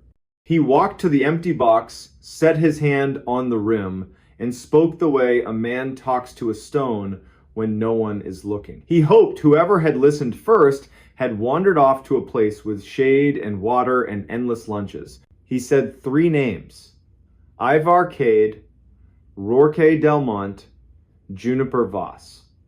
The wind moved over the far country with slow hands, and Keir felt the small truth that keeps a person working in a hard place. Sometimes finding what you should not have found teaches you how to leave it exactly where it belongs and how to carry it forward in your mouth without letting it borrow your name. On the drive back, a roadrunner cut across his bumper with the cheerful felony of a thief who knows the law. Keir laughed out loud, and the day liked him for it. At the junction, he signed for a parcel of new trail signs and accepted a slice of pumpkin bread from a volunteer in a vest covered in pins. Una raised a hand in the hallway and, without slowing, told him to go home and let the evening keep itself for once. He said he might. That night, As the first hard cold settled across the park, as the river crouched and the coyotes traded minutes on the microphone of darkness, as Juniper's voice crossed and recrossed other voices in the net that keeps the desert patient, Keir sat on his porch with the lights off and listened to the nothing that is never nothing out here. He set his palms flat on the wood. He let the day lift like steam. When a small breeze passed his ear, he did what the wise do in rooms where something asks to be answered. He counted to 10, then to 10 again. And because he knows the difference between bravery and good sense, he did the hardest, bravest thing he could do. He said nothing at all. She answered the wrong knock at midnight. In the winter of 2018, the town of Bethel, Maine wore its silence like armor. Tuesday night, late January. New snow laid out in neat ribs along every curb where the plows had already passed. Porch lights glowed the color of weak tea. From the river came a long inhale that never quite exhaled. Inside a narrow blue house on Vernon Street, a lamp threw a warm circle across a kitchen table. A single watch ticked on a hook by the pantry, steady, polite, unhurried. The owner, Corinne Moreau, stood in wool socks, rinsing the last coffee cup from the adult class she taught on keeping family histories. It was the kind of work that lets a person listen more than talk, and she loved it for that. Her red knit cap sat low, her cheeks were still wind bright from the walk home. A heavy parka steamed on a folding chair. On the back step, a milk crate of sand and a shovel small rituals for a long season. Around midnight, the blue house settled one tiny creak, a reminder that wood remembers weather. Somewhere, far off, a train laid down two thin notes. Corinne turned off the sink, reached for the lamp chain, and then it happened. 3 knuckles touched the front door. Not a pound, not frantic. 3 light, even taps, the kind you give a house when you believe it's already awake. Corinne blinked. Midnight visitors belonged to July porches and borrowed sugar, not a January freeze where even the dogs had the good sense to stay in. She listened. The house leaned with her. 3 more taps, identically spaced, like a metronome living inside whoever stood outside. She took unhurried steps through the dining room, past a braided rug, a shelf of old mill photos, a jar of leftover fir boughs. She stopped 3 feet from the door. Bethel is the sort of town where you can identify a neighbor by the shape of their boot prints. She hadn't heard any prints come up the wooden stairs, but new snow swallows a lot of sins. She set a hand on the chain. "Yes?" she called level. "Who's there?" A pause long enough to count to 4. Then a soft, tired voice, young or simply worn out by the night. "Sorry, ma'am, I'm looking for the Deans. Wrong house, I think." The Deans lived 2 streets over near the school. Mustard clapboard, perennial porch light. Corinne pictured a face gone red with cold and embarrassment. She kept the chain engaged, turned the deadbolt, and cracked the door an inch, then 2. Cold came in like a hand. No one stood there. In the pale coin of her porch light, empty boards, black wet seams where snow was melting on the rail, the faint hiss of flakes falling without wind. The street lay smooth and unwalked, a quilt. She lifted her eyes. Nothing moved. "Hello," she said. "I heard you. I can help you find the Deans." Silence. Something in her, something practical and sharp, disliked the game. She shortened the chain 1 link and eased the door shut. 3 more taps. Not at the door, at the living room window. Light, quick, like a sparrow asking to be let in. Corinne pivoted, left the front door on its chain, crossed to the dark window, and clicked on the lamp. In the glass, she saw her own reflection, cap low, mouth set. Outside, a blank yard, lilac bushes and white shoulders, no prints pushing toward the house. Behind her, the chain made a tiny metallic sigh, as if the door had settled. Corinne wasn't a fearful woman, she was a list maker. Lists fix chaos. If there's a problem in Bethel, somebody has a phone number for it. She reached for her mobile, found it under a magazine, and let the screen light her cheek. She considered reasons. A teen dare, a drunk apology, a stranger embarrassed to need help. She flipped the light to flashlight and went back to the door to test the chain. On the second link, the metal popped a bright, tiny snap, a necklace breaking. The door opened another inch, not because she pulled, but because the swollen jam had been waiting for permission. Colder air slid inside. The porch looked like static. No silhouette, no shadow, just stillness. The unnerving kind you feel when a familiar room has been ever so slightly rearranged. Stop, she told herself. The door, the night. She closed it, reset what was left of the chain, threw the deadbolt, and put a palm flat on the wood. Out loud. For her own nervous system, she took inventory. Door shut, chain up, deadbolt engaged. I'm inside. Snow on the porch. No footprints. It's after midnight. I'm calling non-emergency now. Rilla at the sheriff's office answered with a flannel voice. Corinne summarized, 3 knocks, wrong name, empty porch, window taps. Rilla took the address, promised a deputy after helping a stranded car on Greenwood Road, and asked if Corinne was alone. Yes. Then, do not open again for anyone you can't see and greet through glass. Understood, Corinne said, and said Rilla's name back to her, because names make long nights shorter. She switched off the hall light and watched her street from the living room window. Across the way, the blue house was dark. Miss Doyen had gone to Lewiston for the week. A camper sagged under a tarp. Farther down, the broker's wire reindeer still stood in their thin fur coats. Snow hushed everything. The heater sighed and fell silent. Shadows stretched, then tightened. Her reflection in the window became a stranger standing too close. She looked at the doormat, no melt. The rail, no hand. A soft shuffle at the back door. She didn't flinch. She moved by plan. The back door had a small square of frosted glass. Anyone became a blur behind it. Corinne set her fingertips on the wood. Deputy? She called, letting the word do some work. If that's you, please speak. The shuffle paused, then nudged left, where the sand crate Saturday. Plastic tapped softly, like a toe on a toy. Fox? Curious neighbor? Someone deciding whether to be decent? A thin snake of cold slid under the gap and wrapped her ankles. She saw herself, from above, a woman in wool socks coaxing her house into staying brave. Please, a voice said, but not from outside, from the dark phone in her hand, a live line hollowness. Please, can you help me? Wrong house. Wrong number. I have the wrong number. She woke the screen. No incoming call, only her outgoing to the sheriff. She set the phone on the counter like it was an egg she didn't want to crack and realized her mouth had gone dry. A glass of water steadied her hands. Her teeth clicked the rim. Small, human, ordinary. The back door knocked again, not gentle now. 3 careful, even raps with weight behind them. The doorknob twitched, tested, stopped.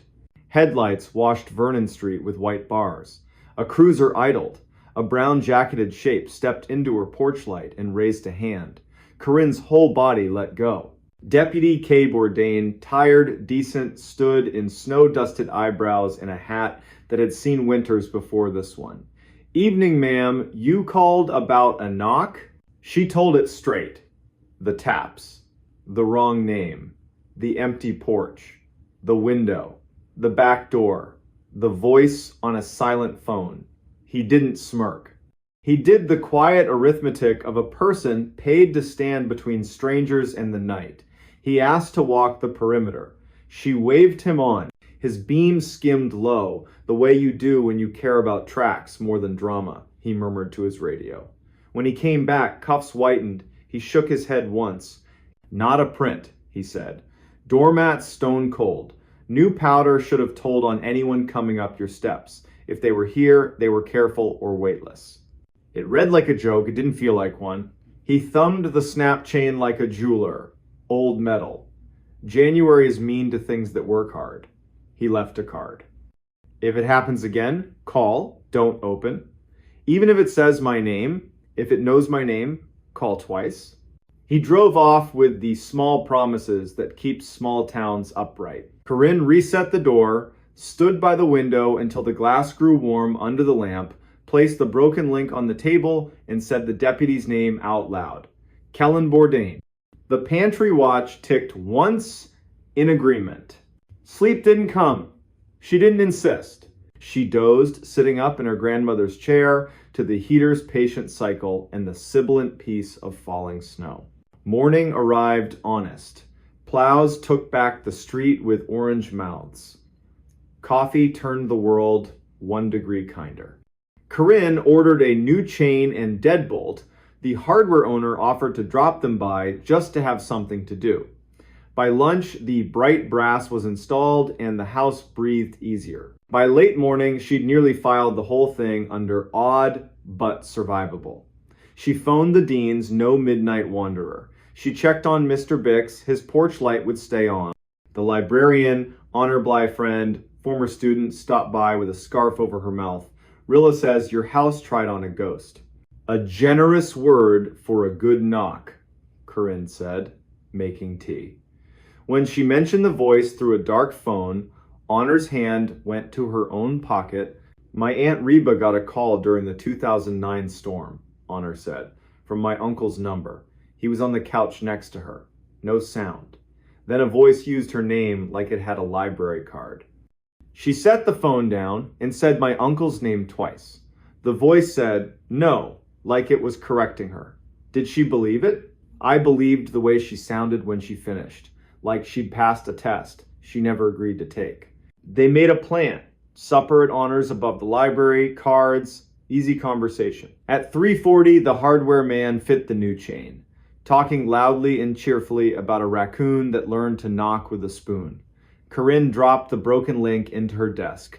Not to keep, just not to throw away on the day it happened. The evening at Honors was ordinary, in the best way. Garlic, old paper, a radio station from the middle of the country. At 10:10, Corinne walked home under a coin moon, let herself into the blue house at 10:32, and set her keys in the bowl. At 10:36, 2 quick knocks at the front door. She stood with her palm a hand width from the wood. I'm not opening, she said, frank but not rude. Say your name and purpose or try another address. Silence. Then the almost bass of a voice felt in the chest more than heard. Please. Wrong door, wrong number. Same words. Heavier. She killed the lamp, let the room go, exterior, scanned the street. Plenty of prints now from a day of living, but none fresh to her steps. The kettle clicked on the stove. The ordinary arrived right on time. She poured tea, decided her mouth would speak only on purpose. At 11:03, 3 polite knocks at the back door. She dialed non-emergency again. This time Kent answered voice like sand. A car was close. She thanked him twice. She braced her feet, let her body remember its own width. Watched the frost square turn the dark to lace. The knob didn't move. Deputy Bourdain returned, eyebrows full of starlight. We're going to pretend I came because I missed your lamp, he said. They walked the lot lines. His light wrote arcs on snow. They listened to soil with their hands. He left another card and one practical instruction. If she left town, tell him. He'd swing by. Saturday passed. Sunday brought distant bells and a walk for oranges. Monday pulled bright curtains, then closed them early. No knocks. Corinne's shoulders dropped. Tea tasted like kept promises. The broken link stayed unchanged in the drawer. Then Tuesday, full circle. At 11:56 p.m., 4 minutes shy of the same hour, a voice came from the little radio by her kitchen clock. It was unplugged. It said her name quietly and asked if she was there. Her throat chose its loyalties. She approached, didn't touch, listened to the way vowels met consonants, stepped back, and said, like iron, that the county had rules for midnight and she was old enough to follow them. It tried other doors. The living room vent pinged her name as the heat came on. The phone rang with no number. The dead doorbell found its resurrection. Each time the voice asked for a person, not a favor.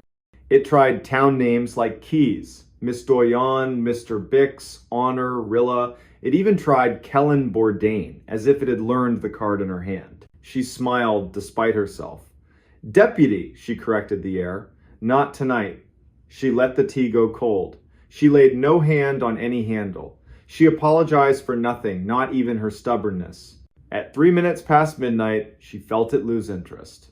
The house exhaled. The radio remembered it was a radio. Air moved room to room with nothing to ask. Corinne set the kettle once more, carried a mug to the window, and stood until her reflection looked like a person whose name had been kept safe. Then she slept like someone had tucked a quilt around the town. Over the next week, stories salted Bethel. A woman on North Road heard a screen door open and close for nobody. A late dog walker heard tapping on stop signs like a patient hammer.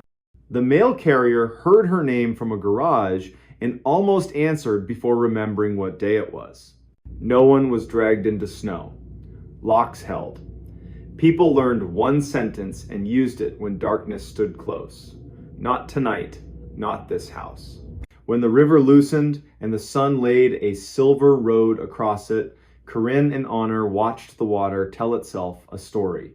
They ate pie at the diner and called fine what it was victory. On the way home, Corinne passed the dean's mustard house and thought of that first polite voice. She detoured, set a gloved hand on their rail, and said their name into the wood, a practice she'd adopted, give places back their proper nouns. At her own door, the new chain shone ridiculous and perfect against blue paint. She ran a thumb over it and heard the small metal truth. Tonight will be ordinary. Keys in the bowl. The watch ticked. The heater hummed. The fridge sighed like an old man. From the street, 3 knocks. Not on her door, on the blue house next door, where Miss Doyon's son-in-law was picking up the last of her winter clothes. A harmless sound, not a summons. Corinne felt sudden tears. The body likes to test itself and then be returned to ease. She laughed Small Bell back in tune and said the sentence she meant to keep for every winter that followed. We don't answer the wrong knock at midnight. We count it. We name the hour. We call the people whose job is the porch. And we keep our names warm inside our mouths until morning reminds every room who belongs where. In spring, when the town smelled like wet earth and hope, Corinne swapped the fur for tulips, oiled the hinges, watched the river take its time. In summer, she carried the broken chain link to the bridge and tossed it in. It flashed once small, bright fish and vanished. She stayed to listen to the water write its own sentences, wearing the quiet expression of someone who had been invited to a test, had closed the door gently, and had chosen again to stay. What happened inside the tunnel changed him forever. It starts with first snow over the Cheat River, late November, year 2011. The kind of ash-colored flurry that only sticks where the mountain keeps its shade. Down in the cut, where an old railroad spur once ran through Brushy Mountain, there's a brick-lined tunnel that still breathes iron and limestone like it never retired. Locals know. Places like that are older than whatever story you brought with you. The man who walked in that night was 38-year-old Thayer Mott.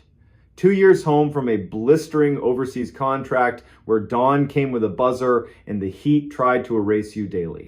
Back in West Virginia, he did county roads, cones, culverts, sleeves, rolled exactly the way your grandfather approves of. Off the clock, he carried radios for fun, listened to the weather net the way other men listened to baseball. Thayer lived alone in a small cottage that apologized every winter for one window that never sealed right. And he had a rule: write things down and the world behaves, at least for a while. At exactly 1950, by a cheap, luminous watch whose hands never lied, Thayer stepped into the Brushy portal. He'd told dispatch Lenox Vale that he'd walk the right-of-way from Brushy to Quarry, check drains, note a small rock slide from last week, headlamp, warm white, a spare in his pocket because batteries lie. He descended the stone throat. Brick arched overhead, ballast underfoot, old rails long since lifted clean for quick money. He kept to the shoulder, counted steps, scraped slate from the crown with the toe of his boot, and wrote little facts on a card because little facts keep the big ones honest. 50 steps. The foot sound changed dry to damp.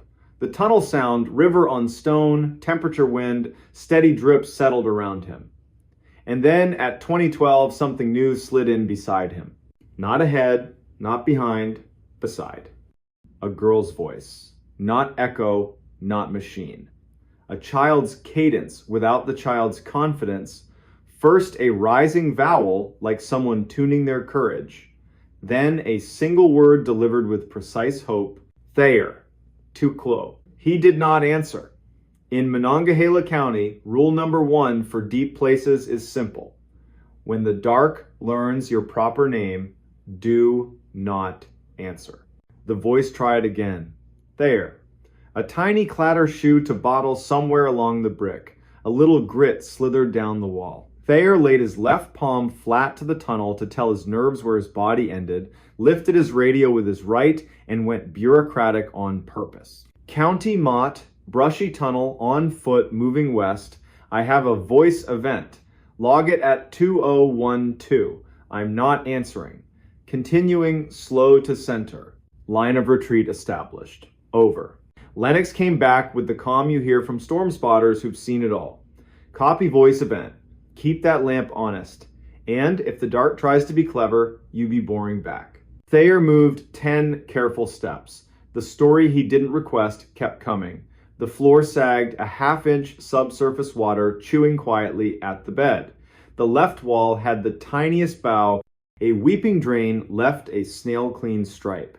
He crouched, touched the wet, tasted iron and cold limestone, flagged it, kept going. The voice shadowed him, not obedient, but parallel. Third try, it used the weapon, it had his name, and then added a confession. Even worse in a tunnel. I followed the light and I can't find it now. The hiss after the last consonant, tears. He pictured a dozen real kids from a dozen real houses. He ignored every single picture. He reached the midpoint. Roof resonance turned musical, air more stone than river, that weird acoustic almost song round spaces get. He let the headlamp rest on his boots and counted his heart twice. That's when the tunnel itself changed its mind. A long, deep breath in the brick. A liquid rush underfoot like a drain clearing its throat after months. And from far ahead, one hollow knock as if wood tapped wood in a place with no wood. County, he said evenly. New sounds, water movement under bed. I don't love the word void, so I won't use it, but the floor is considering options. I'm heading quarry side and will hold. Over. 10 minutes into that retreat, the brick made a quiet, serious sound.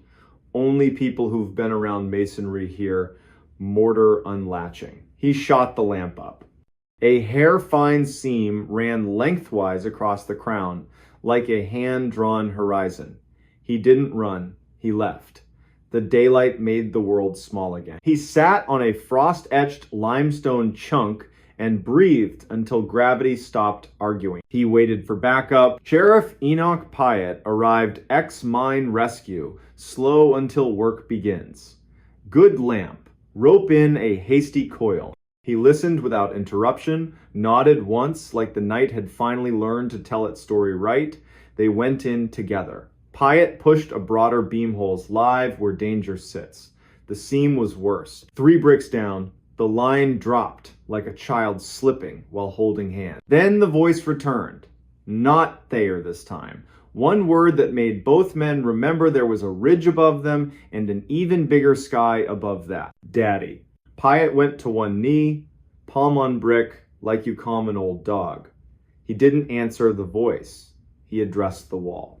We're not breaking you tonight. No names. We'll bring math, shoring, and bored people who'd rather argue football than be brave. A small clatter. 30 paces ahead. Standing water, a foam cup with a crescent bite drifting, ripples walking out, dying polite. They backed. They called in 2 volunteers with timbers and wedges. Inside, they propped either side of the seam so Goodwood could talk to bad ideas. Denied. The voice grew patient in a nasty way, humming, please, measuring consciences, waiting for a slip. Hyatt looked at the crew, head out. To Thayer, your report will say we stayed for the welfare check, left for structural reasons. The other reason they didn't say, the seam and the voice had begun to sound like the same thing.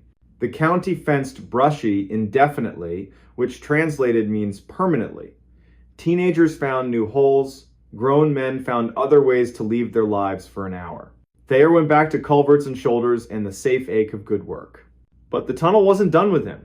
January brought gray armor to the river, wind to the sycamores, and a call from the county, meet Hobie Kress at the quarry side. Hobie was a snowshoe happy content guy who posted reverent videos in places that do not want influencers. He'd filmed himself stepping 5 feet inside the arch and dusting snow off his hat like he was blessing it. The county wanted a conversation, not cuffs. Against his will, Thayer liked Hobie. Clean cut, the smile of a man forgiven by the world for 30 years. Thayer said, the brick is tired, the river is mean, the air is not your friend. For once, Hobie listened. Then Hobie said something that wiped the smirk off. Fate. Thought I heard a kid in there. Thayer asked, what did she say? Hobie blinked, just my name. So Thayer started stopping by the portal after supper. Not to be a hero, to be a witness. Some nights need witnesses. Late February, year 2012. Thaw hit too fast. The valley filled with water's angry negotiations. 2 a.m. The volunteer chief blows the horn. Hyatt calls Thayer the kind of hour you don't justify your choice of company. At Brushy, the fence lay meek in briars. The tunnel exhaled a runner's breath. They set a line, moved to mark 3, and stopped, floor sound wrong. Hyatt's ankles calibrated by years said, Hollow wants a friend. Down tunnel, a light, not theirs. Clean white fresh batteries, eager to please. A man's voice, Mara, Mara honey, answer me. Then the noise rescue people know in their bones. A foot into nothing, Scrabble.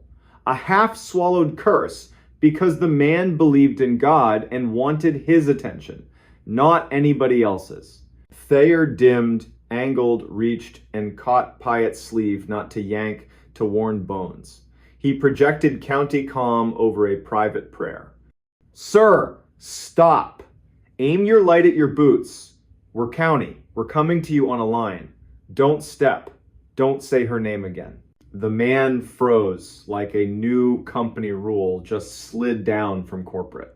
He lifted his light, then remembered and put it back on the floor where it belongs. Thayer and Hyatt bellied the last distance. A pocket of water had eaten everything under 5 ties. A plank mercifully there bridged. They slid the man back, clipped him, and sent him out on a promise of coffee. He would later tell the paper he cried, and no one made him feel small for it. He would not tell them the name the tunnel whispered to him to get him inside. When his light was gone, the tunnel was not quiet. The voice came one last time, not the child, or the child, upgraded for cruelty. Your father called for you, and you did not come. Hyatt closed his eyes by reflex, opened them on purpose. Thayer didn't move. He thought of a fluorescent desert overseas, a generator droning in 2 notes you can hear through walls. He thought of a high school hallway where the light always flickered and a teacher never once guessed what he might be good at. He thought of his mother laying a dish towel over biscuits she couldn't afford and doing it anyway, because sometimes a boy needs to see abundance he didn't earn. He radioed in a voice that knew how to hold a line. At seam, water in bed, void under ties, 10 to 15, past mark 3. 1 civilian retrieved. Tunnel practicing party tricks. We are leaving in a walk. After the flood signed its name and crews policed the driftwood, small pieces that look like birds, big pieces that look like law, the county rebuilt the fence, bolded the sign, and kept the order permanent. The tunnel stayed. The voice, if it stayed, learned boredom because this county does not answer. What the tunnel changed in Thayer wasn't superstition, it was speed. He started talking slower to people who live half their lives in the dark. He learned to stand on the downstream side of a bad decision, so if someone ignored a fence, his body'd be where it needed to catch them. He untied his boots on the porch, not the kitchen. Thresholds matter. Spring, the county finally replaced that chronic sycamore. A woman, Hetty Dockery, knocked on Thayer's door with a box of rooted maple slips and a photograph from her father's desk. A girl in an expensive dress and a useful coat gone since the 1970s. Hetty asked if he'd go with her to the portal and speak the name once. He didn't correct her, he went. She said the name. The tunnel gave back a sound like the end of a hymn key change. No organ. On the walk down, she stepped steadier than on the way up. Thayer married late. A nurse whose laugh lingers in rooms after the door shuts. They bought high ground, a porch that never needs apology, a basement that never needs courage. Some nights he writes 2 lines to keep the past small. The tunnel is still there, I am still here. In church, when a baby cries during a hymn, he doesn't wince. He lets the sound pass through like a storm already spent over another ridge. Ask him at the gas pump. No nonsense what the voice was. He'll give you the closest truth he owns. The dark repeats whatever it hears most. In a county that refuses to answer when a hole throws names at them, the dark learns boredom and moves on. He'll say it while checking tire pressure before driving out to a grumbling culvert. He'll be behind on sleep and alive. Teenagers will still swear Brushy has a ghost. Good. The night's big enough for practice. Daylight's big enough to remember a man went in, came back, and adjusted his life 1 click slower. Every November, first ash snow clinging to Brushy's shoulder, Thayer pulls into the turnout, kills the engine, and listens. Sometimes nothing. Good. Sometimes river talking to stone. Better. Once in a while, a faint knock. Wood on wood, in a place with no wood. He does the thing that saved him in the tunnel and saves him in living rooms and hospital corridors where grief learns to smoke. He doesn't answer. He breathes. He makes the world small. He turns the key and drives to the next address, where a drain needs to remember what a drain is. What happened inside that tunnel did change him into the kind of man who practices slow, decent caution. Rope in the truck, second lamp in the pocket, habit of calling the county when a night grows teeth, and taped to the fridge, written in words, not numbers, a simple instruction for the people he loves on some future windy night when the siding is practicing scales. If you hear your name from a place that cannot love you, do not answer. Count to 20, call me. Count to 20 again, I'm on my way. He followed the voice in the woods. In late November 2016, a small Vermont town quietly changed the rules for how you answer the dark. Friday night. First snow falling like ash over the Black Spruce tract 160 square miles of public forest that starts just west of Cold Hollow and runs up to a ridge the color of old iron. Wind from the north braided through the needles in one long note that makes decent towns leave porch lights on a little later. Inside the Grange Hall, the fire department fundraiser clattered along. Raffle wheel, paper plates, kids ping-ponging between folding chairs, and one man, Orrin Vale, 39, a union electrician and lifelong night walker, kept glancing at the windows whenever a gust put its hard hands on the glass. Orrin's grandfather taught him to read the woods like a second alphabet. He carried a compass the way other men carry a pocket knife. He knew the low deer paths, the soft saddles between hills, the larch bark smell in thaw. He also knew the old county stories, the ones people tell without leaning in, the ones that move through a place like blood and show up on the skin only when the month turns cold. He knew them and didn't believe them, which his grandfather used to say is the quickest way to trip. At 9:30, the last raffle number got called. A cheer, a whistle under the eaves. Orrin stepped outside to swap boots at his truck. Official reason. Real reason, listen to the night. Sky with that pale pre-storm glow that shows up 5 minutes before the real snow decides to get serious. He tightened his laces, looked beyond the last lit porch at the forest's black shoulder. That's when he heard it. A word as soft as an unfinished thought. Hello! He locked up like an animal when a twig snaps wrong. Then a short laugh at himself, shake it off. Your name is not written in the air. Street still ordinary. A plow truck idling on the corner, TV glow in a window, boots crunching frozen grit. Nobody else stopped. He headed home, head down against the fine sting. At the seam where the last streetlight quits and the road becomes suggestion, the voice returned clearer from the tree line. Orrin, truck radio bouncing off metal, teenagers behind the mill, or just the human ear, born to fall in love with the shape of its own name. He didn't speed up, didn't slow down. Turned into his drive, hand on the knob, door opened, and the room, warm, yellow, smelling of dry wood and laundry soap, closed around him like a decision. Tea, boots off, house creaking as it accepted the cold. He told himself he'd imagined it. Then, from past his backyard, down where his fence met the Forest Service boundary, a child laughed and then shushed himself, the laugh of a kid who's won the game and wants to keep the secret. Orrin stood so fast the chair legs squealed. He took a big flashlight and his canvas coat, the one with nailhead nicks along the sleeve. Backstep, breath in like medicine. The beam cut a clean cone through first skinned snow, birch leaves stuck like coins. Official reason, check the fence. Animals find holes like water. Real reason, follow the voice he said he wouldn't follow. 30 yards to the boundary, then down into the shallow gully where an old logging road becomes a mud stream in spring and a dark ribbon in summer. Tonight, a white seam sewn into black. He stepped over the sagging cedar corner post thing had wanted to retire for years. Stood in the old road. Trees leaned in, not unfriendly, just present. Far, nearer, then in the space between two breaths from nowhere at all. Orrin. Over here. Flat. Calm. Spoken by someone who knew he would come. Whoever you are, wrong yard. He said to give his mouth something to do. The wind eased.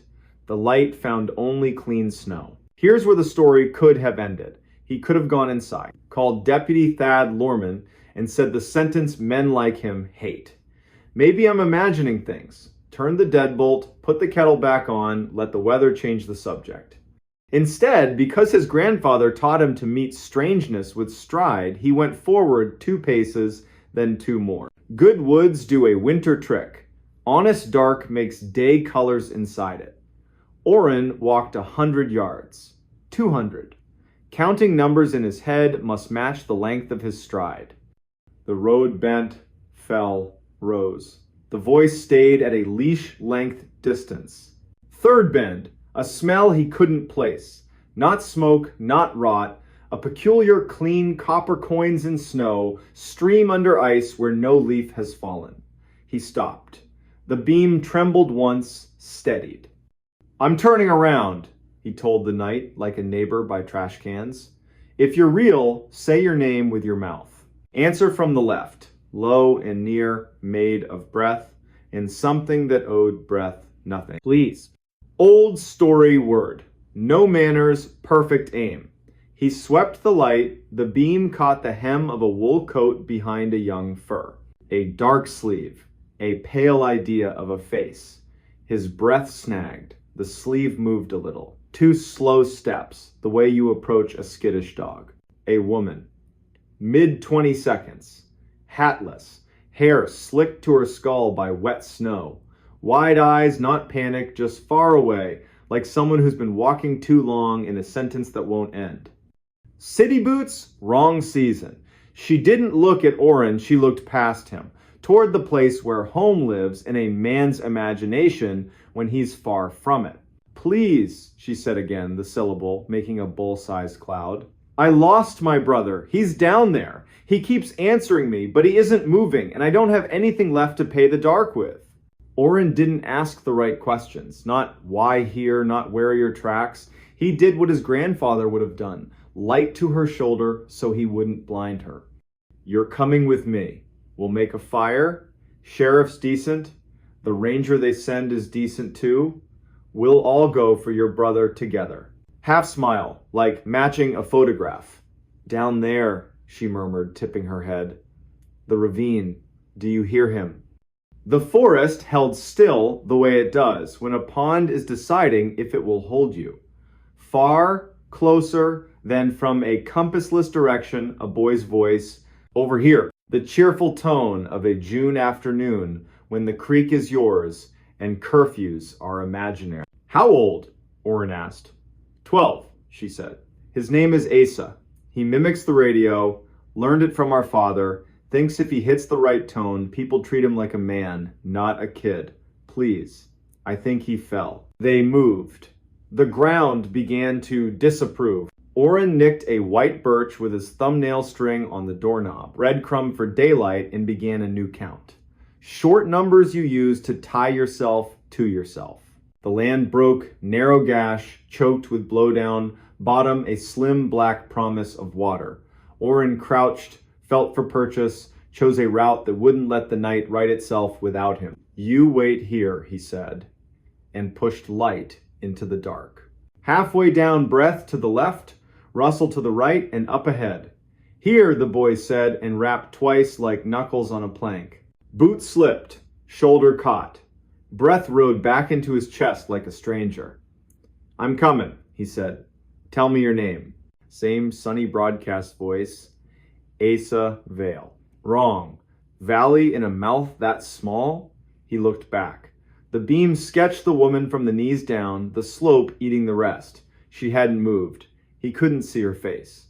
Asa, Oren tested the tone you use with a dog proud of its one trick. Your sister says you fell. The reply came from 3 places, one after the other, like a round sung wrong. I fell, I fell, I fell. Clean cold slid under his coat like a hand. He turned right. Light found an old plank bridging the cut, the kind loggers tossed down for a shortcut. On it, a pair of gray glove liners, small. Beyond it, a moving black that breathed. The voice came again, now behind him, now from the far slope, now from under the plank. Sweet, teachable, wrong. Oren. Hello, he tried. The last courtesy of people. Nothing changed. One careful step uphill. Another. The woman's boots stepped back to make room, silent as sleep. He put the light on her face. She let him. Very dark eyes, very dry, not cold, not warm. She looked like a person photographed in an eclipse. We're going, he said, level. He climbed past her, back to the old road, and did not run. Kept the beam 3 steps ahead, made sure the ground didn't decide to turn trickster. He said soft, the name of his grandfather, the ridge, the stream, the man in town who could fix anything with a coat hanger. That's how men like him pray. The voice followed at the same polite distance, calling his name, then trying other names, one by one, like a radio dial. Mael, Thad. His father's name, the one he hadn't heard aloud in 10 years. Shape, correct. Weight, wrong. The hair on his arms tried to grow a second coat. Fence. He stepped wrong, caught his coat, cursed with relief. The light washed the line. Trees were trees. Night was night. True snow now, steady and adult. On the stoop, from just the other side of the glass, the boy knocked his small knuckles against Oren's name. Please. Inside. Back against wood. House decided to keep him. A short, embarrassed laugh. He'd forgotten the world has edges. Flashlight down. Phone up. Dispatch picked up. Torin recognized the voice. No staircase of questions. Need a courtesy drive-by, Oren said. Something at my north line in the tract. A kid, or not. Send Thad. Tell him I'll stand on the stoop like a fool until his lights hit my fence. Sergeant Thad Lorman came slow, because slow bleeds pressure out of nights like this. The light bar painted the trees blue, red, white, a cheap, honest carnival. Thad listened to Oren tell it with the part of his mouth that jokes about fear and the part that doesn't. He nodded. If it's a kid, we help. If it's not, we're not feeding it names we care about. We wait till morning. Ranger Ilsa Peregrine will bring a map, and that way she has of seeing ground that doesn't want eyes. Oren dozed badly. In a chair, boots on, long light pointed at the back door like a promise. Woke at 3, then 4:30, to the kind of quiet, good towns keep as a favor, to people who worked till midnight. Morning, polite sheet of snow on the yard, no fresh tracks. Dressed for work he wasn't going to do, drank doctor-ordered coffee, met Thad at the fence.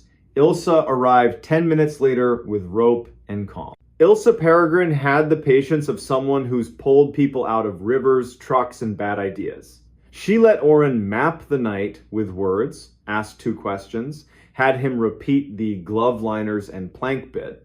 Then we'll walk to your nicked birch and the lip.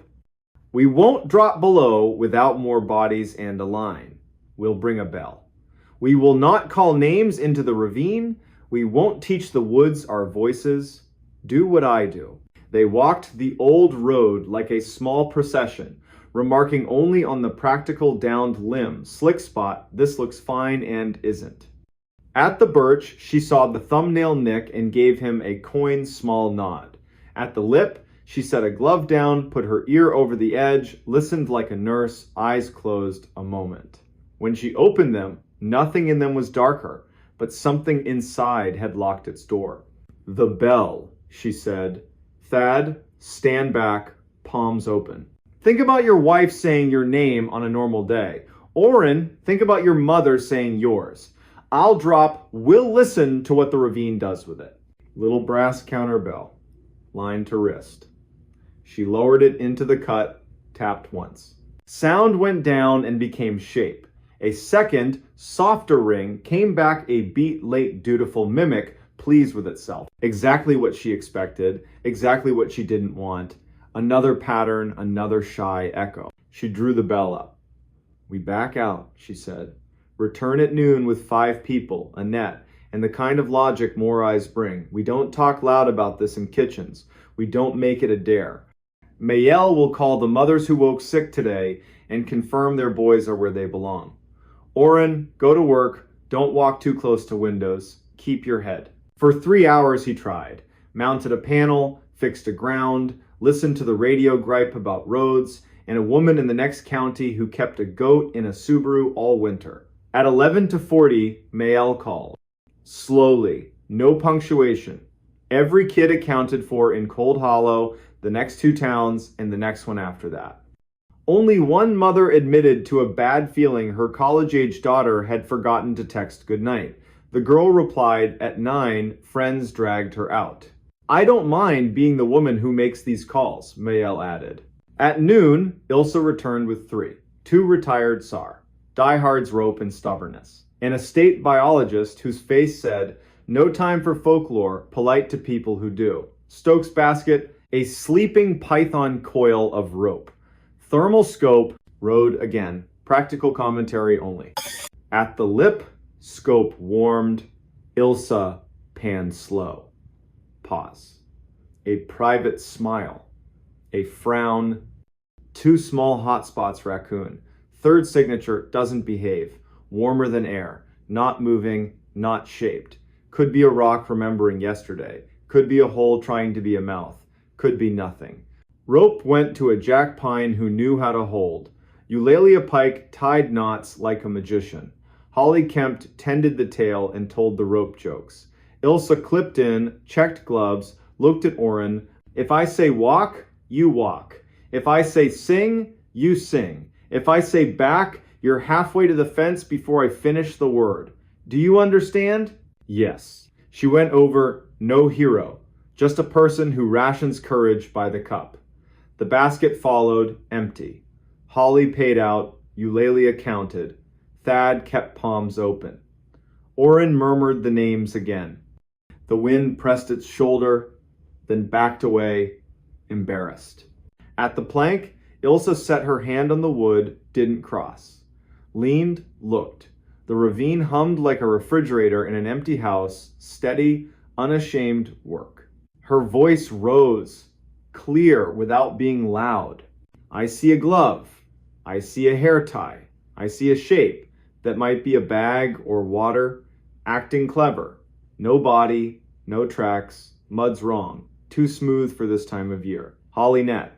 Down it went. She opened it, set it in the water, drew it slow fishing for a rumor. At the board she made a small sound, what you make when something lands in your hand that wasn't meant for you. A tape, she said. Cassette, labeled with a child's name. Ink bled, not a local surname. First name, maybe. Into a dry bag like a heart, looked left, right, beyond. Bring me up! At Oren's picnic table, Ilsa set the bag down.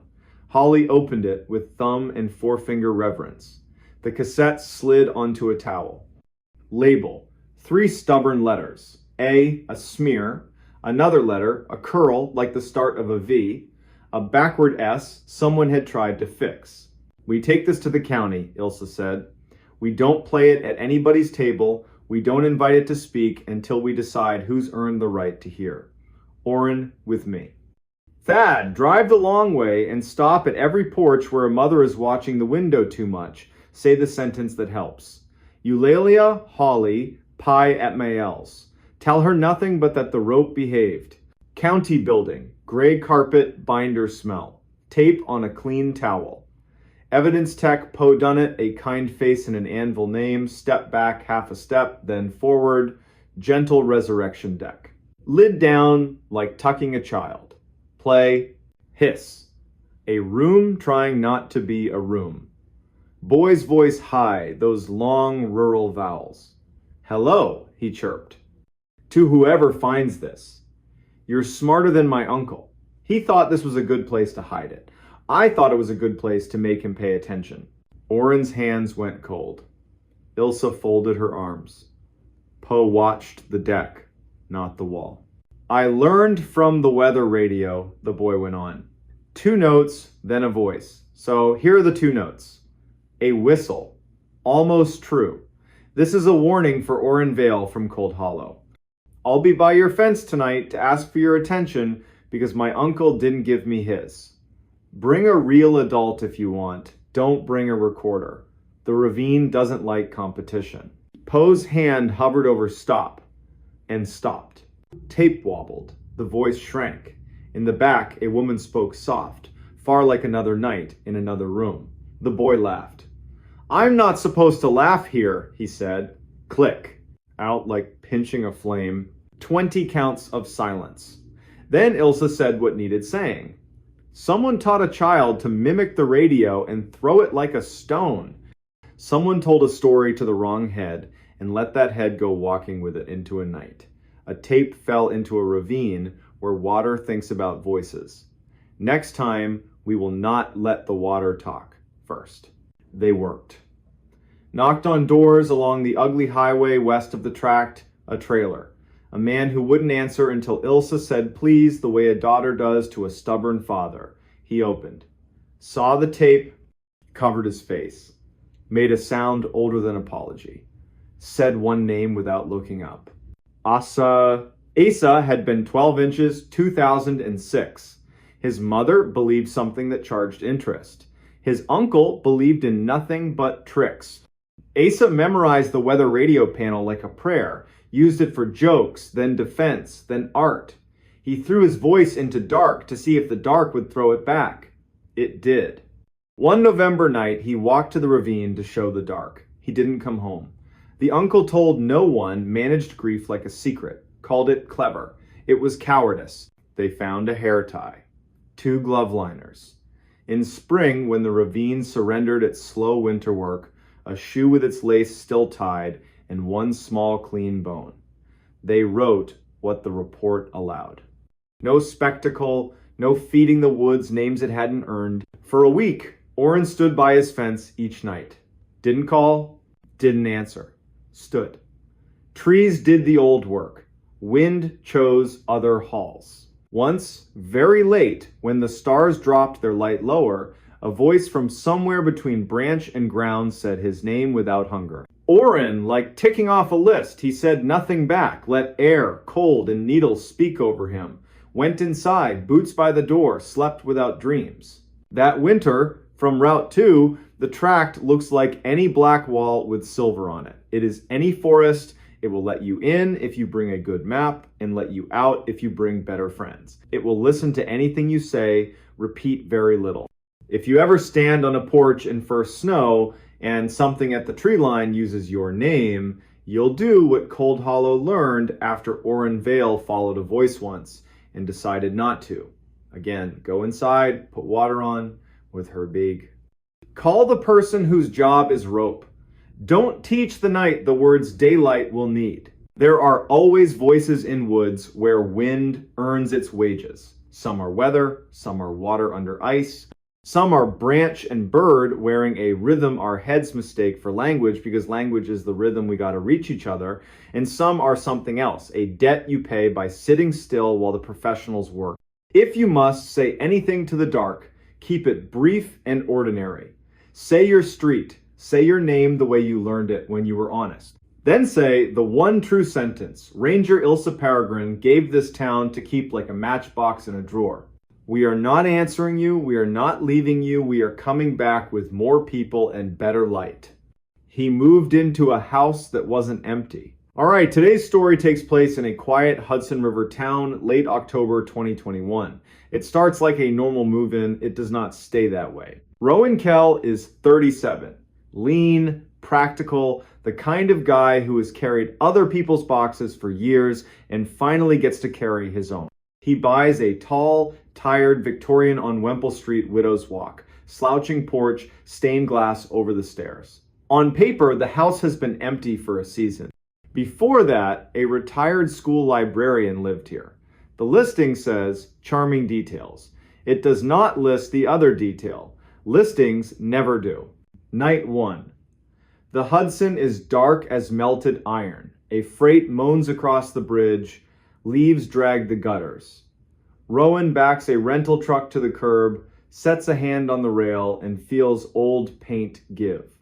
Inside smells like dust and lemon oil. The floor has that note old houses sing when they map where feet prefer to travel. He makes a bed, sort of. Cooks eggs in his grandmother's pan, eats by the open kitchen door. To the west, wind chimes, arguing with themselves. To the east, a radio playing Old Soul so quietly it feels like someone pacing a kitchen. 11:48, he takes the trash to the alley, inhales the cold. A cat posts up at the fence like a bouncer. He laughs, goes in, deadbolt, chain, lights off except a small lamp in the front parlor. 12:17. From the kitchen, a drawer opens, wood on wood, soft, then closes. He's not asleep, he's in that new house mode where your brain catalogs every sound like pop quiz questions. The drawer again, same speed, same breath. A single spoon ticks the divider, like a hand lifted it, weighed it, set it back. Rowan breathes, runs the script. Houses settle, pipes rehearse, mice sound huge at night. He pads in on cold boards. Every drawer is flush. The counter is polite and empty. Moonlight makes a pale square on the table. He opens the top drawer and shuts it, imitating the sound. Okay, brain, there you go. He puts water on for tea because people who aren't afraid make tea at midnight and that's when he sees it. On the pantry door, shoulder height, a little wax circle, a fingertip habit mark. Years of touch, wiped and redrawn. Not fresh, not ancient, just used. Morning is chores, locks, heat, chimney. The locksmith, Nate, admires the old brass and swaps the cylinder.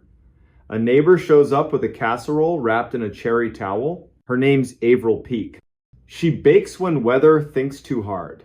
She mentions the librarian kept hours you could set a watch by and casually says, if the attic fusses after midnight, check radiators before raccoons. These old girls bang. After lunch, the house tells him a secret. In the coat closet, his elbow finds a seam. He presses. A narrow panel sighs open steep servant steps between pantry and the back corner upstairs. He shuts it, opens it again, because that's what you do when a wall suddenly becomes a door, and dusts the threshold to see if anything uses it later. That night, the river breathes colder. He writes a list at the kitchen table. 12:20. Toothbrush in his mouth. The dumbwaiter slides 2 inches and stops. Rope creaks. Goes still. He watches the pantry door in the mirror until the fog clears. 1:44. He wakes to the smell of toast. The toaster is unplugged. He quietly laughs at himself and rolls over. Day 3. Riverwalk, hardware store, Goodwill drop. He returns at 4 and through the frosted front glass sees a shaped shoulder, hand step back. He enters slow.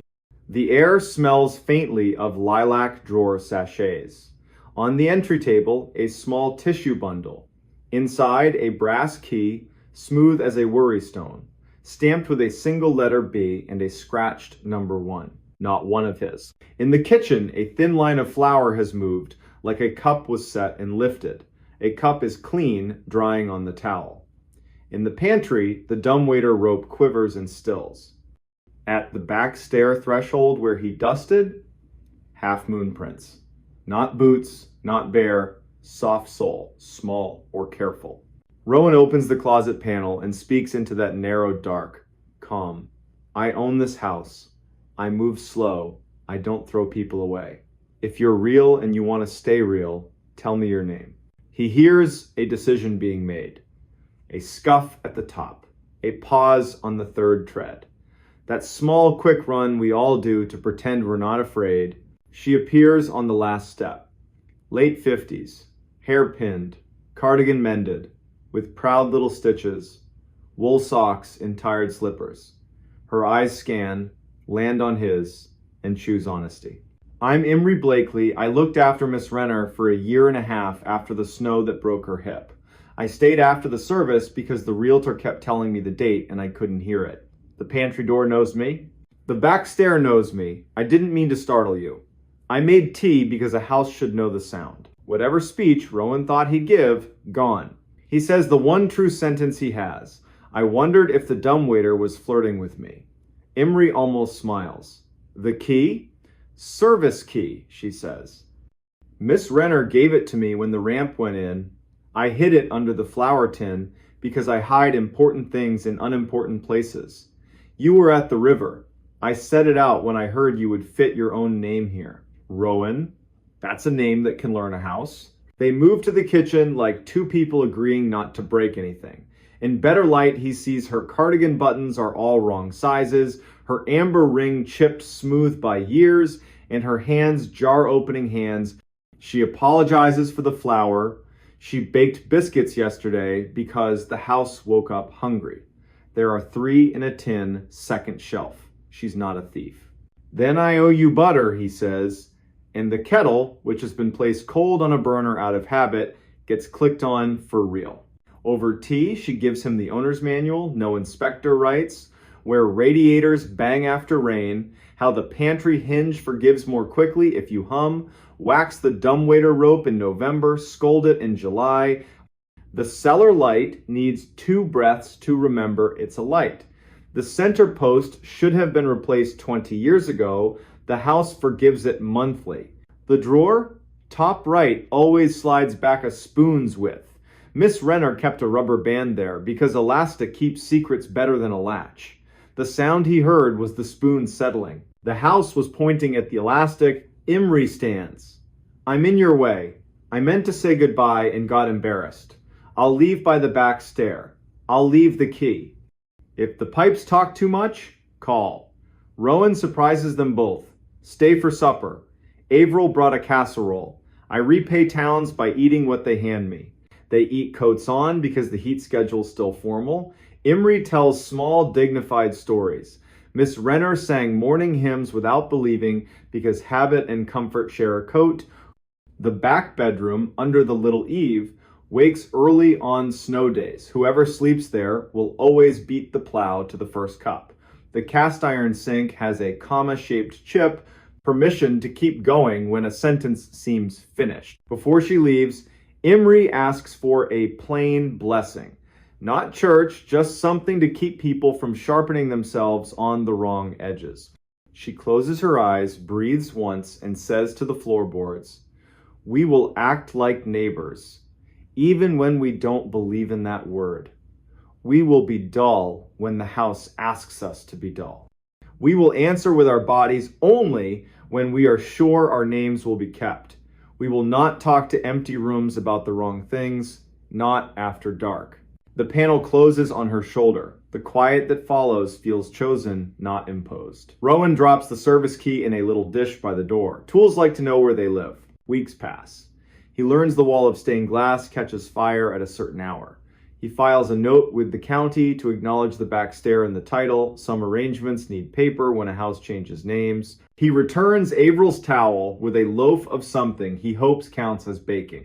Sometimes he finds signs of Imri that aren't mistakes. A box of matches where there weren't any, a clean cloth folded where he'd left a crumpled one, a tidy list on the underside of a pantry shelf, wax rope, check lint trap, tuck draft snake. He writes thank you in the margin with a dull pencil. Late November, Avril appears with a county inspector who measures politely and asks the best question a bureaucrat can ask. Does this panel count as a door or a hatch?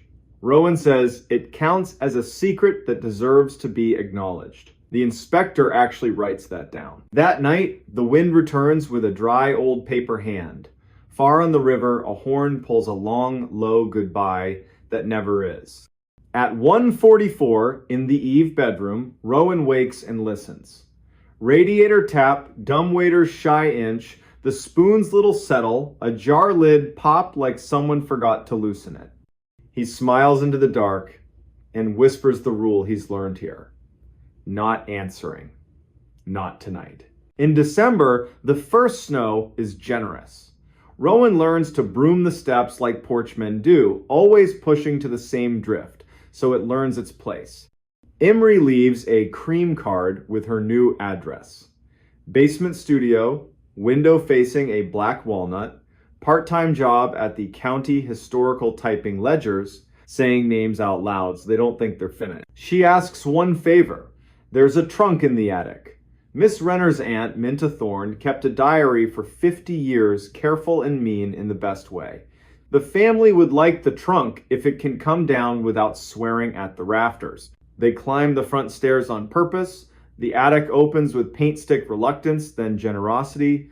Boxes are labeled in a librarian's hand, winter scarves, not this one, photographs, country cousins, bird journals, 1980 to 2010. The trunk waits under the peak leather straps, tack heads like stars. They don't open it. Not yet. They carry it down between them one step at a time, like moving a sleeping parent. It rests on folded towels in the hall overnight because old things deserve a chance to decide to be seen again. Next day, the niece Lorna Vetch arrives with grocery tulips and a cake.